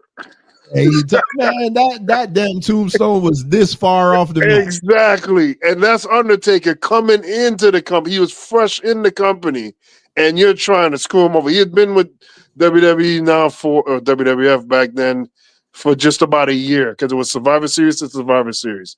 And hey, you got an up-and-coming guy, and what does Hogan do? And then Undertaker said, hey, when he's on the stretcher in the back, somebody call the wife and kids. Hey, Venkat, so let me ask you this. So what's the difference between how we open the show about the crowds getting, trying to take over the show versus this? Oh no, this is different. This was much needed. This was much needed. The crowd, the chef's kiss. The crowd did what they supposed to do, man. That was much needed. One out the fridge. Yeah, that's crazy, man. That like I say, man, I felt bad because I don't like to see a man just go out on TV and just just lay an egg like that. So what? And then the fact that he ended it off. So now this is your big Netflix debut. This is your big Netflix debut, and he ends it off with like the partnership between with that goofy ass beer. He rips his shirt, and you see the Netflix sign, and the boos just like are just going on. What the hell did you think Netflix was thinking at that time? Oh my God. Yeah, because he pretty much buried himself with Netflix. And, you know, the whole point is to put over Netflix, and that completely backfired. And I gotta say this too. I can't stand Hogan constantly name dropping Macho Man, because history has shown that people are very positive on Macho Man, especially since his passing. But they were positive on Macho Man in the day when he was alive. And you know, I watched a lot of the matter of fact, just this past week I was watching a lot of like Macho Man interviews talking about Hogan, like when when Macho Man made that rap album. Yeah. And like Be a Man, Hulk. And 50 Cent was actually a part of that development of that album. And you know, he challenged Hogan to the first real fight in wrestling on pay-per-view, doing it for charity. And Randy Savage explained how Hogan would always, in his face, say good complimentary things, but then when he's off on his own, he's not around, he would always be side dissing him. And a lot of other wrestlers say stuff like that. Like, why did Hulk Hogan go on national TV in an interview to bury Mankind, Cactus Jack, Mick Foley, saying that I've done more working out and exercising in 30 days than he's done in the last 10 years. Like, I mean, it's crazy. Like, the guy is just trash. And then, like, when Mick Foley responded to it, he's like, you know, why is he trying to, you know, like hurt his career like that? You know, like he's not on his level. But why would you go out of your way with a guy that means this much to the business, that have accomplished all these highs of high? Why would you attack a guy like Mick Foley, who's given his all in that ring? You know what I mean? But then again, you can say the same thing about Ric Flair. But Ric Flair didn't handle it that way. He called him a glorified stuntman. And they actually had an angle and blah, blah, blah. Yeah, kind of true way, though. Oh, yeah. Yeah, but that was pretty malicious by Hogan. Like, there was no reason. He was Vince McMahon's crash test dummy and a lot of things. MD says y'all know the reasoning behind why I felt it was about the Trump stuff. So MD still thinks that it was about him appearing at the Republican convention going full Hulkamania. Nope. But again, because we already knew he was a Trump supporter. Exactly. This was known knowledge. Exactly. So that's why I don't think it had anything to do with the Trump stuff, because again, if you're gonna give that heat to him, you got to give that same heat to Triple H and Undertaker. You have to. Right, 100%. Like what absolves them versus him? If it was about the Trump stuff, that's why. And let's not get amnesia here. Go back to that WrestleMania when just after COVID, when it was raining, and they had to have him escorted with the black guy that tripped in the Royal Rumble, went under the damn Titus O'Neil. Right. So they had to co-host it, because why is Titus O'Neil co-hosting? Well, he's black. Okay, that's why. We need him to stay close to a black because of that damn tape or whatnot getting out. And what happened when Hulk Hogan came out and addressed the audience at WrestleMania? Constant boos. This was not a new thing. It's him. It's him. Wrestlers have talked ad nauseum about him and what he's done in the back and with the business. And then fans in general have come to dislike not only the lies, which the lies are ridiculous, because The lies don't even make sense, and it's like, why are you doing that? Why are you claiming that you've discovered Kevin Owens? I mean, that is so provable. We just ask Kevin Owens. I mean, he makes things up for no reason at all. Talking about Elvis Presley came to watch his matches. His career didn't start until after Elvis Presley died. I don't know what are you trying to gain from these things? But the fans in general are tired of his crap. It's a legacy he has earned. It's all his doing. That's why I don't feel sorry for him. That's just another guy facing the consequences. Trump's next. So MD says, did Triple H go on? Wait a minute, did Triple H go on the Trump stage with a sledgehammer? That would have been dope. Was he all on the major networks ripping his shirt off? Go Away Heat usually plays into the stuff you're doing right now. I see. Okay, I could agree with you a little bit in that, but I think it plays more to what Venkat's saying. It's an accumulation of things over time, just constantly 100% having no redeemable qualities about yourself. So let's get in a couple of these. I mean, you remember that time after The Rock and Hogan at WrestleMania, that very first Monday Night Raw, the guy got this ridiculous standing ovation.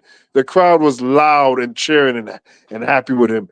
And ever since then, it's just been situation after situation. Nick Hogan and the way he handled that. I mean, those are things, when you talk about disabling a guy and then you talk bad about the guy, like he was in the car in the passenger seat. Oh, heard some really bad things about him just to make your son feel better about himself. And then his son gets in more car incidents. Ever since then, he almost killed this boy, man. Like that, the Hogans are trash. That's a trash ass family. This is proof. This is proof to you that we don't discuss any of this stuff ahead of time, because you see Venkat literally just jumping all into my notes before but then you get a comment like this, and I appreciate. Wait, let me see what Thinking Black says. I can imagine Hogan saying it like that too. I need to stand next to a black brother. Yeah, that's funny.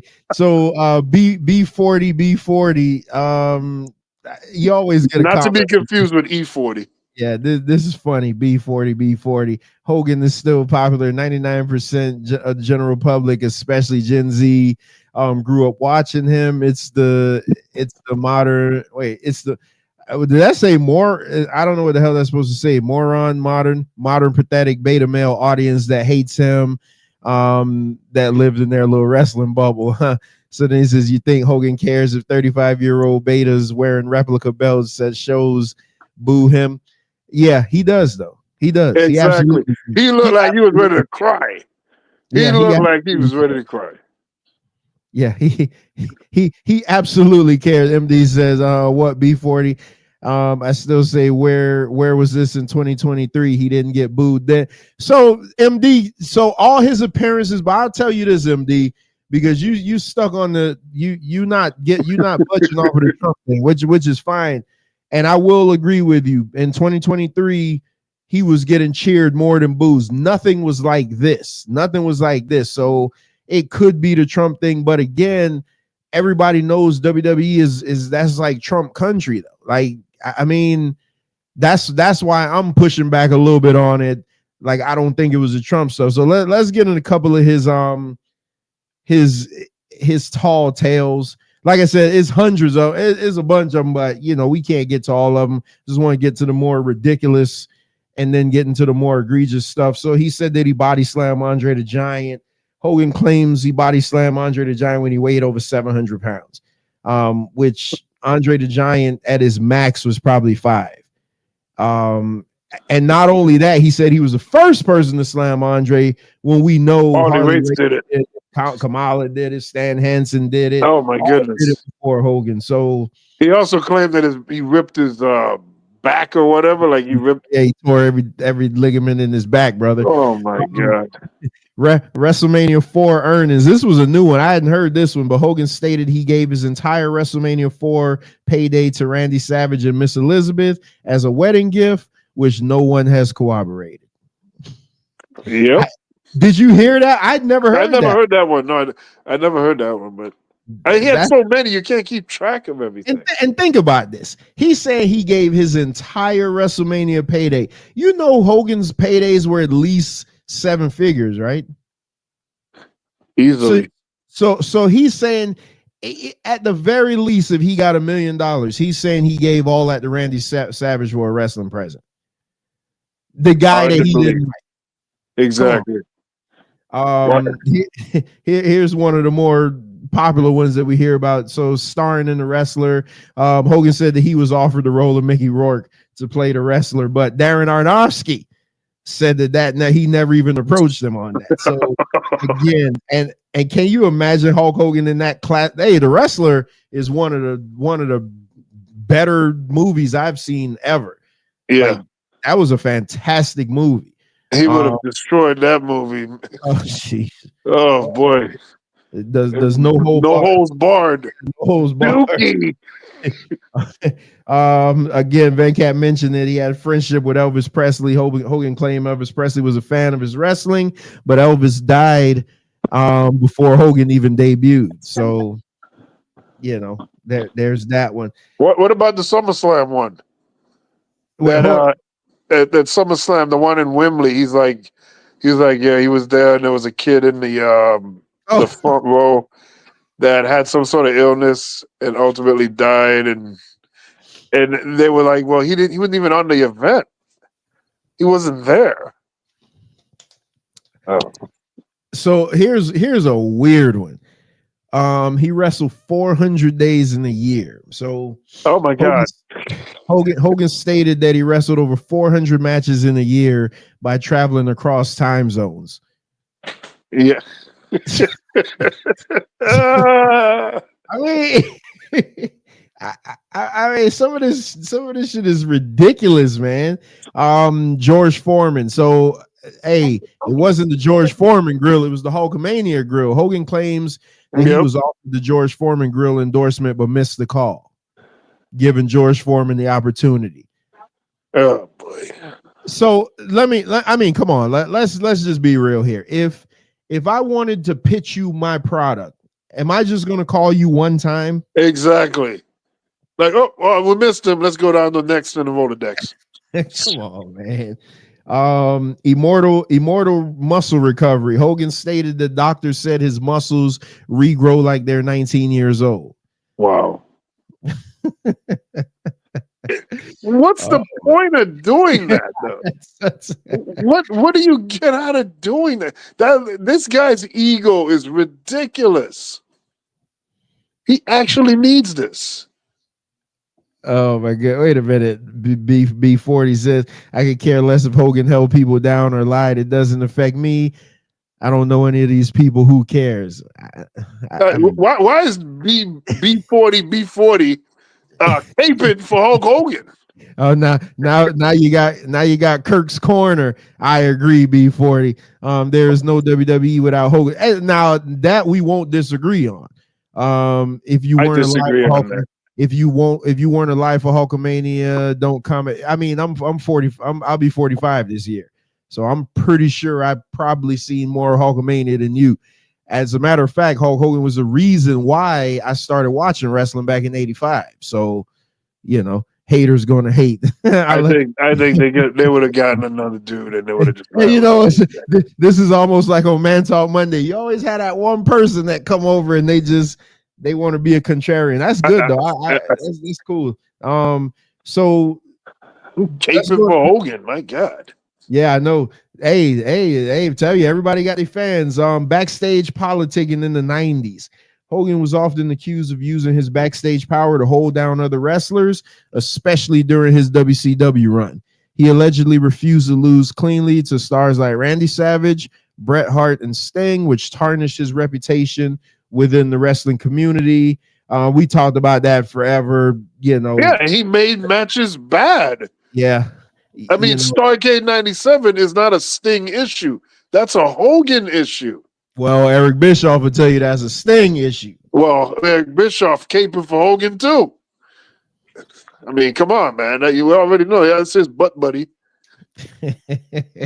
uh, so his Hogan's infamous feud with Bret Hart over refusing to drop the WWF title in '93 left many fans in pure sour. So you know that they were supposed to do the match at Survivor Series. They even had there's even a magazine cover with both of them tugging the Winged Eagle title. But then Hogan was like, nah, that's not going to work. You know, he'd rather, drop the title to Yokozuna because the big guy. Speaking of WCW, just doesn't work for me, brother. He brought his Monster Factory back because it was always these big guys.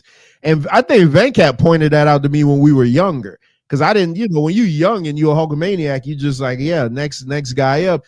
But he pointed it out to me, like, you ever notice all his opponents are bigger than him? Like, it's always they get these big guys, these big monster guys to fight outside of Savage and Warrior, which Warrior looked like, was a god, a Greek god. But Savage being so much smaller than him, that was the only one that was different. Because even Ted DiBiase was at least tall as him. Right. Yeah. Let's see. So while Hogan, so 1999 to 2000, while Hogan's NWO heel turn in 96 was initially a success, his refusal to step aside for younger stars like Goldberg and Chris Jericho soured fans. He allegedly politicking during WCW's decline. His alleged politicking during WCW's decline damaged his reputation. So we know, hey, look no further than what Bash at the Beach 2000. Yeah. With Booker T. Yeah, with not wanting to lose the belt to Jarrett and that whole shit show, which we got Booker T as champion, so it worked out good. But you heard Booker T talk about it on his podcast, right? What did he say? He was like, they were looking at the WCW, that little miniseries thing for WCW, what killed WCW and whatnot. So a lot of the information in that documentary series had been new information he didn't realize. And now Booker T, with fresh eyes looking at it, said, what's up with Hogan? Hulk Hogan had been champion X amount of times already in his career. So they were trying to block Booker T being the champion. And Booker T is like, I had never won the title before. That would mean everything for me. Hogan winning the title for the 27th time, what does that really do for WCW or Hogan himself? And it's true. It's like the ego and the jealousy. He blamed Hogan and of course Eric Bischoff, because Eric Bischoff was the one making things happen like that. But I was very interested to hear Booker T talk about it because he hadn't realized that that's what went down. Yeah, man. A lot of these wrestler podcasts are gonna, especially these uninhibited, unrestricted wrestler podcasts, where they'll really just tell you, how things went. What Stinging Black? Destiny is gonna take its course, brother. Thinking Black says, do you think that Hogan knows that Hogan is lying? Or, Hulk Hogan and Terry Bollea are two different people, according to him. B40 says he was at WrestleMania 1. Oh man, I'd love to hear how that show was. Chris Corner said, I would have never gotten into WWF if not for Hogan. Same here. I was a Hulkamaniac. I was, but again, just like the title of the show, Hero to Infamy. Sometimes your heroes fall. They decline right in front of you. I was a Hulkamaniac.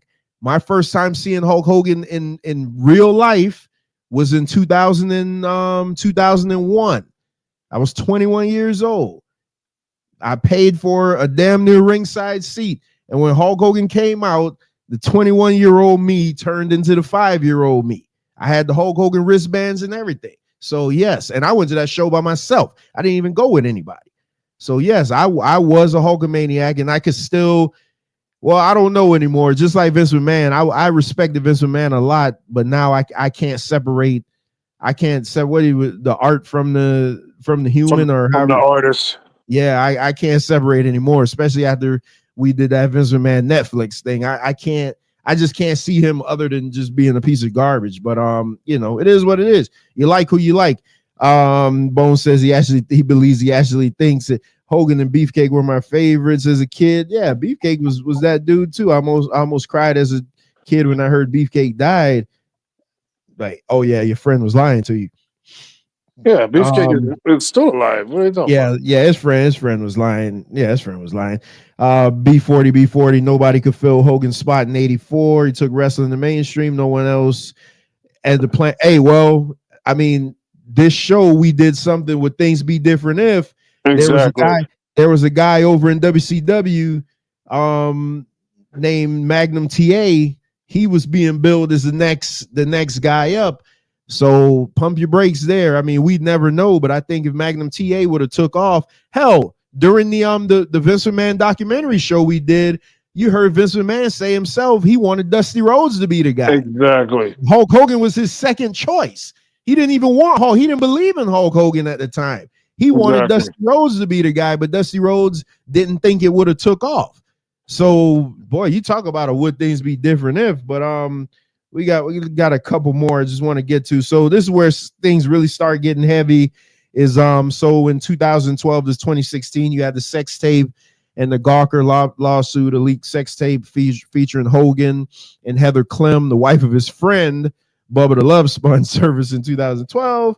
While the tape itself was damaging, the public outrage exploded when transcripts revealed Hogan making racist comments, including using the N-word and expressing disgust about his daughter dating a black man. So that was the one where he was like, she's dating one of those 6'8" niggers or something to that effect. Yeah.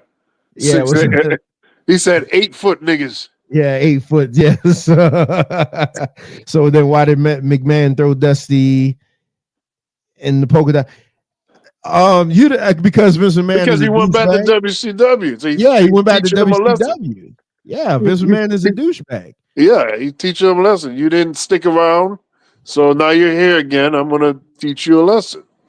If you watched the Vince McMahon documentary on Netflix, I'm pretty sure you did. You probably missed the part where Vince McMahon said that he wanted to do his global expansion with Dusty Rhodes. That was the guy that he wanted, but Dusty didn't believe it.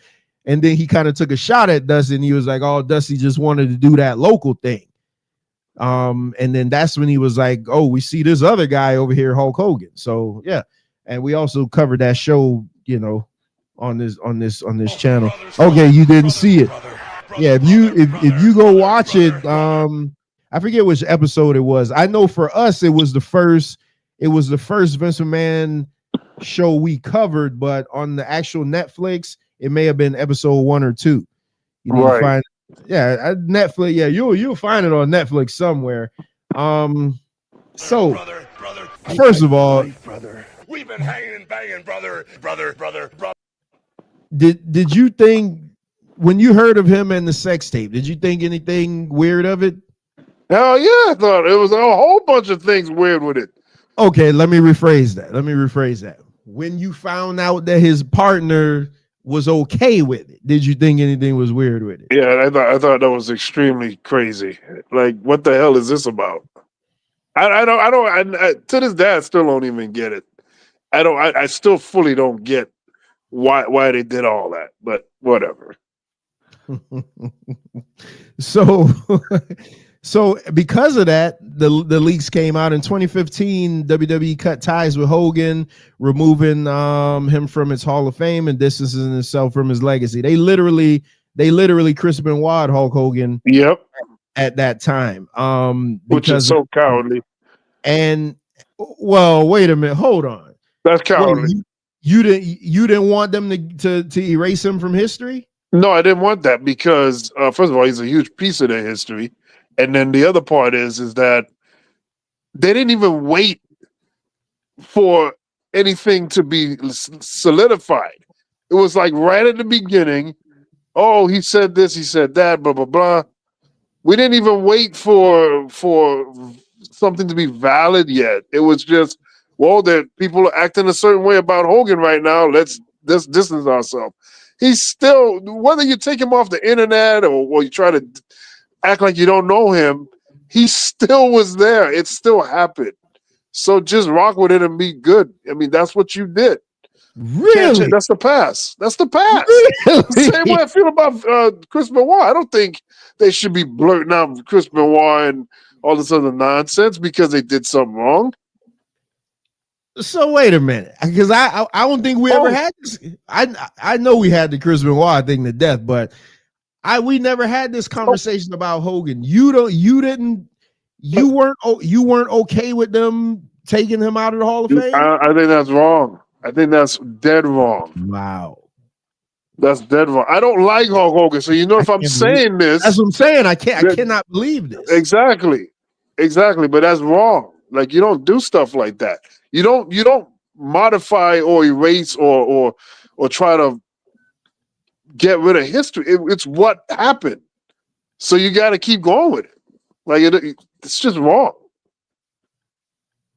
I'm shocked. You like the fact that like you saw those Star Wars people, they get all pissed off because George Lucas is constantly re-editing Star Wars, taking out scenes, altering scenes and whatnot. People just want to see the movie that they fell in love with in 1979. Why is he doing that? Because there's new technology and he felt bad about like that technology at the time. So he feels like he can change and alter things.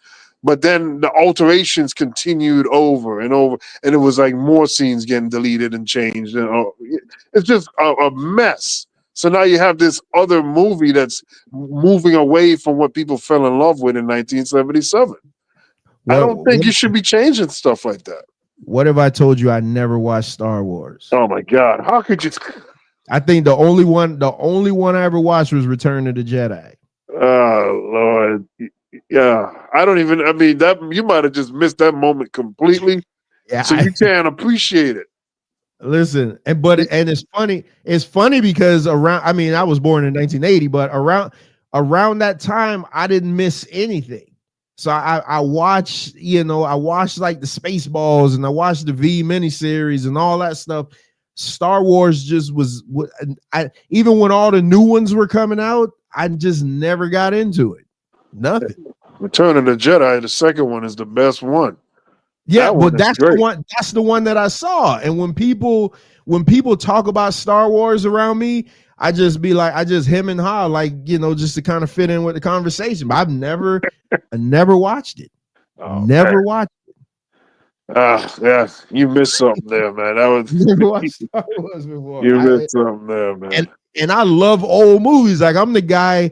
Hell, I've said it a million times. The Twilight Zone is my favorite, and I'm talking about the 1950s, 60s Twilight Zone, not the remakes. I'm talking about the black and white Twilight Zone is my favorite show ever made. I think Twilight Zone, then Sanford and Son are like the two greatest shows ever made. So you would have really liked Star Wars. You should have been watching Star Wars. My God, I watch that all the time on HBO.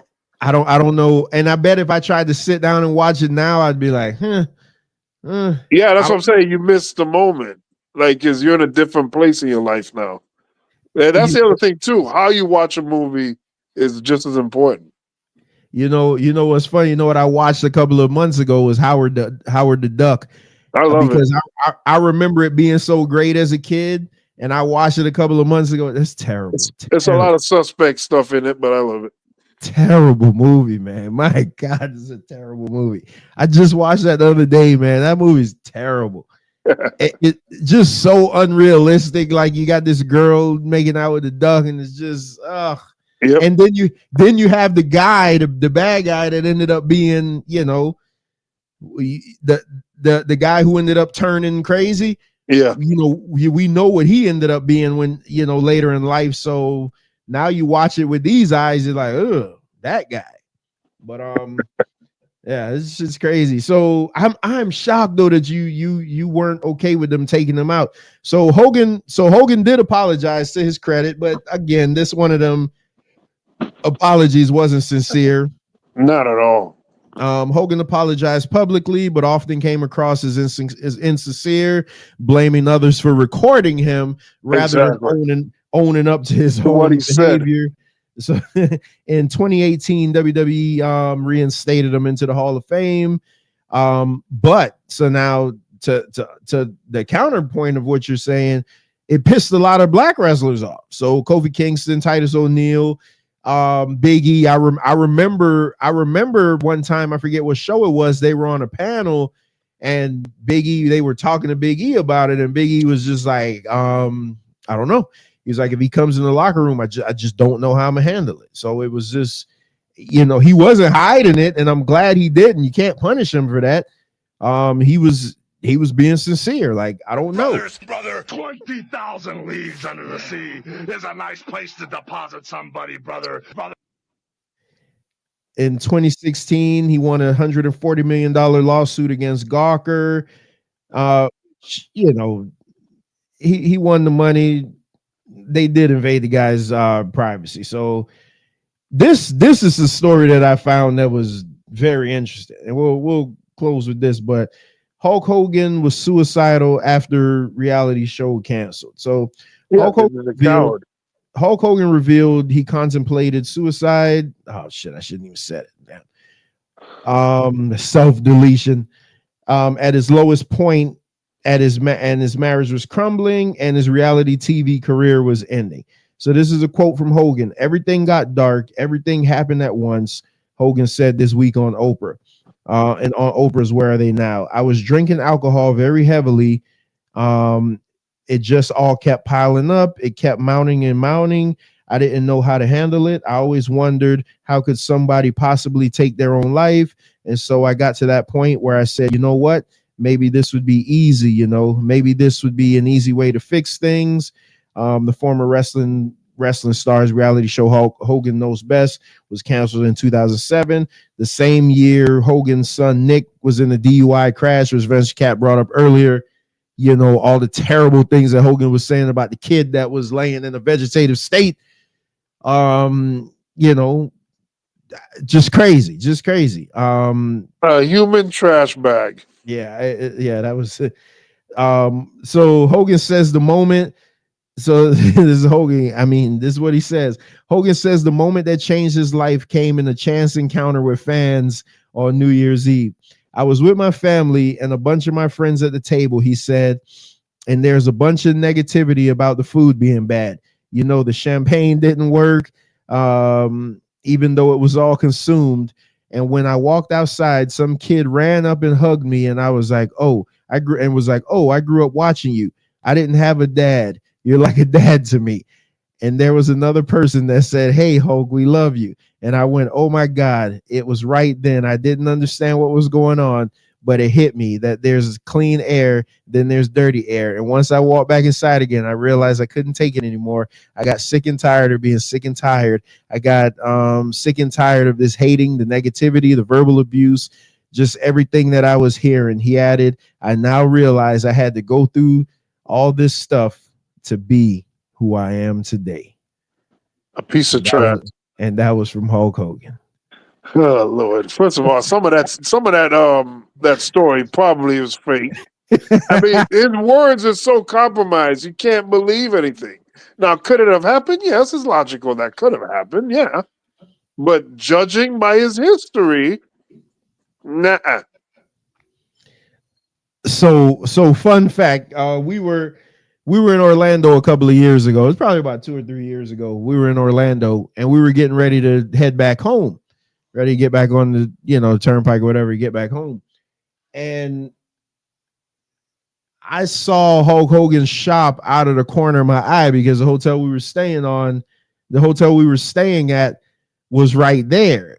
And the shop was right there on the corner. Now, granted, I'll be 45 in March. This had to be probably maybe 4 to 5 years ago. Just say I was 40 at the time. I am telling you, when I saw that, the U-turn that I tried to bust to get to the Hulk Hogan shop just for a chance to see Hulk Hogan. But I don't think I was able to do it because of where we were in traffic. Like, it was because it was on International Drive. International Drive is always busy. So it would have been too much for me to go all the way up and come back. And then I'm like, man, what if he isn't there?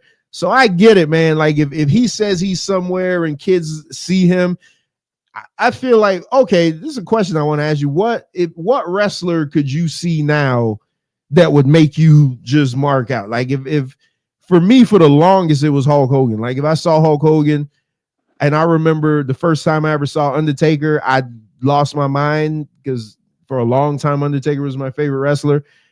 But what wrestler could you see now that if you saw them, you'd just be like, oh my God, like you got to try to go up to him and say something?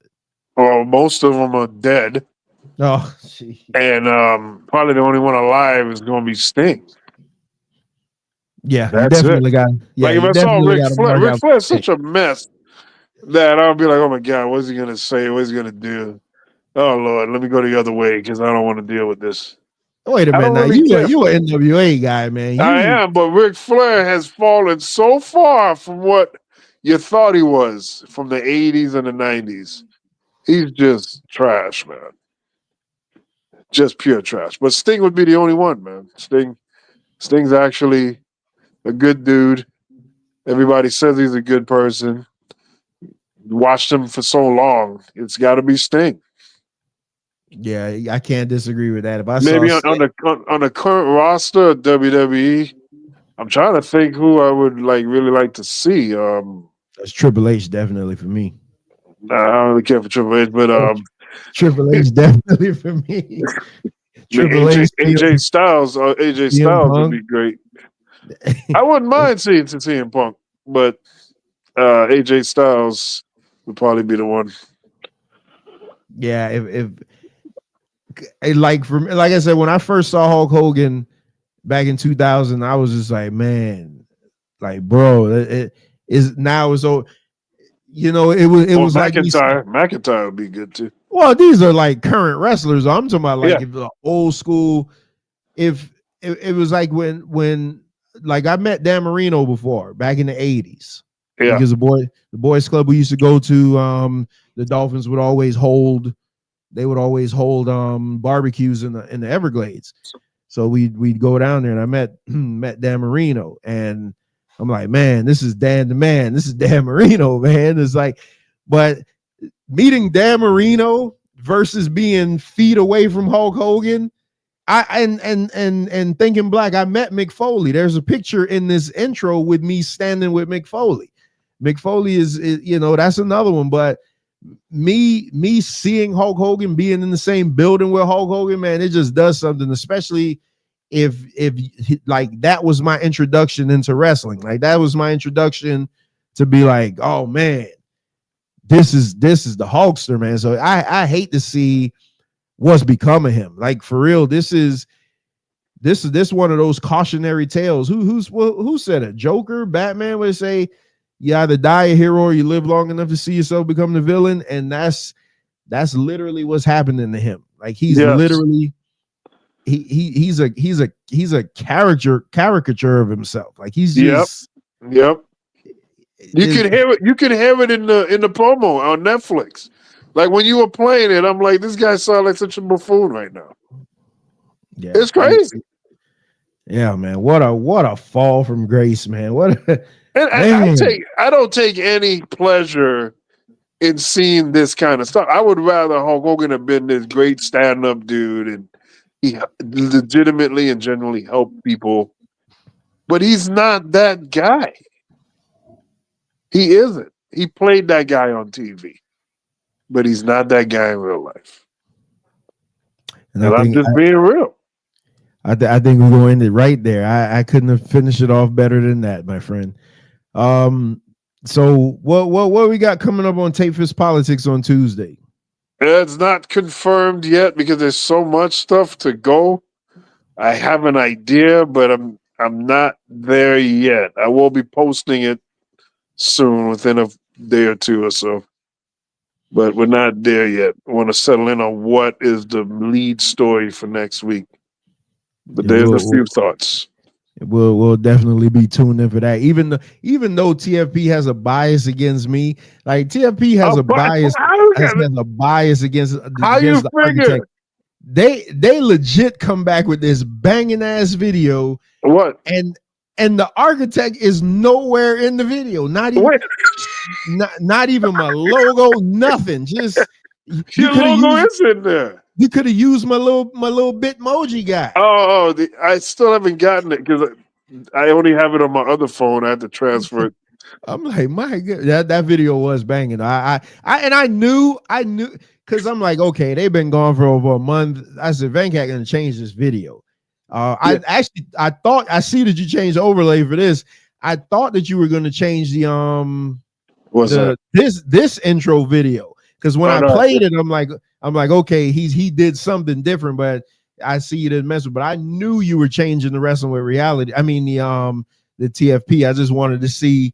I was very interested to see what it is, man. But yeah, man, TFP will be back this Tuesday. Man Talk Monday will be back this Monday. We'll be talking about polygamy, so that should be a very interesting one. That's not the first time either. Yeah, by special request. Oh Lord! By special request, they want to talk about polygamy. Then 2 weeks from that, we'll be going over the movie Thin Line Between Love and Hate. Who was the real villain? Who was the real villain in that movie? So we'll be breaking that down, man. But like I said, you can play clips too. You can play movie clips. You can play movie clips for like 15 seconds or something like that. Yeah, we'll see. Telling you. We'll see how I make do with this video. I'm telling you, look at all the YouTube channels they be doing. Hey, trust me, I know. Do you know they blocked the video that we did the Sid Vicious tribute for a 10-second clip of him walking out at Survivor Series? Oh Lord. I had to take it out. I had to take it out of the video. Oh boy. I'm telling you, man, hey, WWE is something else when it comes to this. But the movie's different than WWE. WWE is super strict. Like Disney, not Disney, Nintendo and WWE, they're like super strict with everything of their content. And New Line Cinema, I hear. Any New Line Cinema movie, they will get you. All the movie reviewers that I watch. Oh, Thin Line Between Love and Hate, I believe, is a New Line Cinema. They get their channels taken because of New Line Cinema. Oh, that's crazy. Yeah. Which New Line Cinema is a division of Warner Brothers. So yeah, it's crazy that they harass you for 5 to 10 seconds. It's ridiculous. Yeah. Hey, yeah, Thinking Black, that fair use. That fair use thing is very interesting. It doesn't work. It doesn't work the way it doesn't work for regular YouTubers. Yeah, it doesn't work the way you could just be like fair use. That's not how that works. Yeah, trust me. I'm dealing with something right now for the UFC show. I got to go back and see what the hell they're trying to hit me for on that, man. I appreciate that, Bones. But yeah, man, Venkat. A pleasure as always. I know MD has something he had to do that he couldn't come on. But he'll definitely be there Tuesday for TFP. So he'll miss the wrestling show. He'll miss the wrestling show because it's me. But he ain't gonna miss TFP. I'm telling you, that whole TFP crew is very biased when it comes to me because they don't want the smoke. And I tried to get on so bad last night in the beginning. Because I don't know if you saw me pop up on the screen. Oh no, I didn't see it. Came off because I was trying, for some reason it wouldn't let me connect to my headset. That's what I was trying to do. And then I was just like, damn it, I didn't, because I wanted to use my headset, but then I just decided, all right, let me just use my computer. But oh man, damn, we did really, really good timing. But yeah, man, let me know what you want to do about the basketball show, man. So you get I definitely want to do it. So on one of the off weeks in WWR, we could do it. I think that'll be great. Yeah, because it's a lot going on, and these not the playoffs yet, is it? No, not the playoffs yet. We're looking at All-Star Weekend, but there's basketball related stuff. We got to talk about WNBA. WNBA, yes. Yeah. There's so much there to talk about. We just need to talk about it. Yeah, because the WNBA is turning into a modeling agency. I just say that. So you definitely have to definitely have to talk about that. I'm telling, and I said it. I said when Angel Reese got there, she was going to turn this thing into a whole nother animal, and that's exactly what she's doing. She's tapping into something that these women never tapped into, and that's their femininity. So that's a real good thing. But Hey man, shout out to all the new people that came over. D40, even though I feel like he wanted to troll us, it's fine. Oh, B40. B40. Kirk's Corner, appreciate you for coming through. Thinking Black Bones, MD, Ricardo, Keela. Hey man, everybody is supporting the Straight Talk Society. Everybody watching over on Twitter that will have watched the video or going to watch the video, make sure and hit that like, share, and subscribe button. Let everybody know where we are. Help out this channel. Help this channel grow, man, because I think we're doing positive things over here. For my co-host Venkat and MD, I am the voice of the voiceless. And we Yes, sir. On the other side. All right. Oh shit! Before I forget, not this Saturday, but next Saturday is the Royal Rumble. So y'all tune in. We're gonna be doing a watch along to the Royal Rumble. Isn't there Saturday night main event this Saturday, right? Yeah, that's this Saturday. But I won't be around to do a watch. A live watch along. Okay. Yeah. But we'll be definitely doing a watch party for the Royal Rumble, the men's Royal Rumble. I might just do it for the entire show because I think it comes on at 6. So if it comes on earlier, just might as well do it for the whole show. I had it set for the men's Royal Rumble because I'm pretty sure that's going to be the main event, but we might as well just do it for the whole show. It'd be fine. I'd like to critique the women's Royal Rumble because I could just imagine the cluster that's going to be. Yep. Yeah. I'm gonna just open it up for the whole show. So we'll definitely be reviewing the Royal Rumble. We'll be doing a live watch party for the Royal Rumble, and that's February 1st. And I think it starts at 6, if I'm not mistaken. So yep. Just subscribe to the channel. Subscribe to the channel. Hit the notification button so you won't miss a show, man. All right, voice starting to crack up, man. I will see you guys on the other side. Peace. Come take a walk through my heart, a stroll through my soul. Being smart from the start, wasn't taught, wasn't told. You could climb through my mind, or fly through my eye. And in time you will find what I rhyme is not a lie. Come take a walk through my heart, a stroll through my soul. Being smart from the start, wasn't taught, wasn't told. You could climb through my mind, or fly through my eye. And in time you will find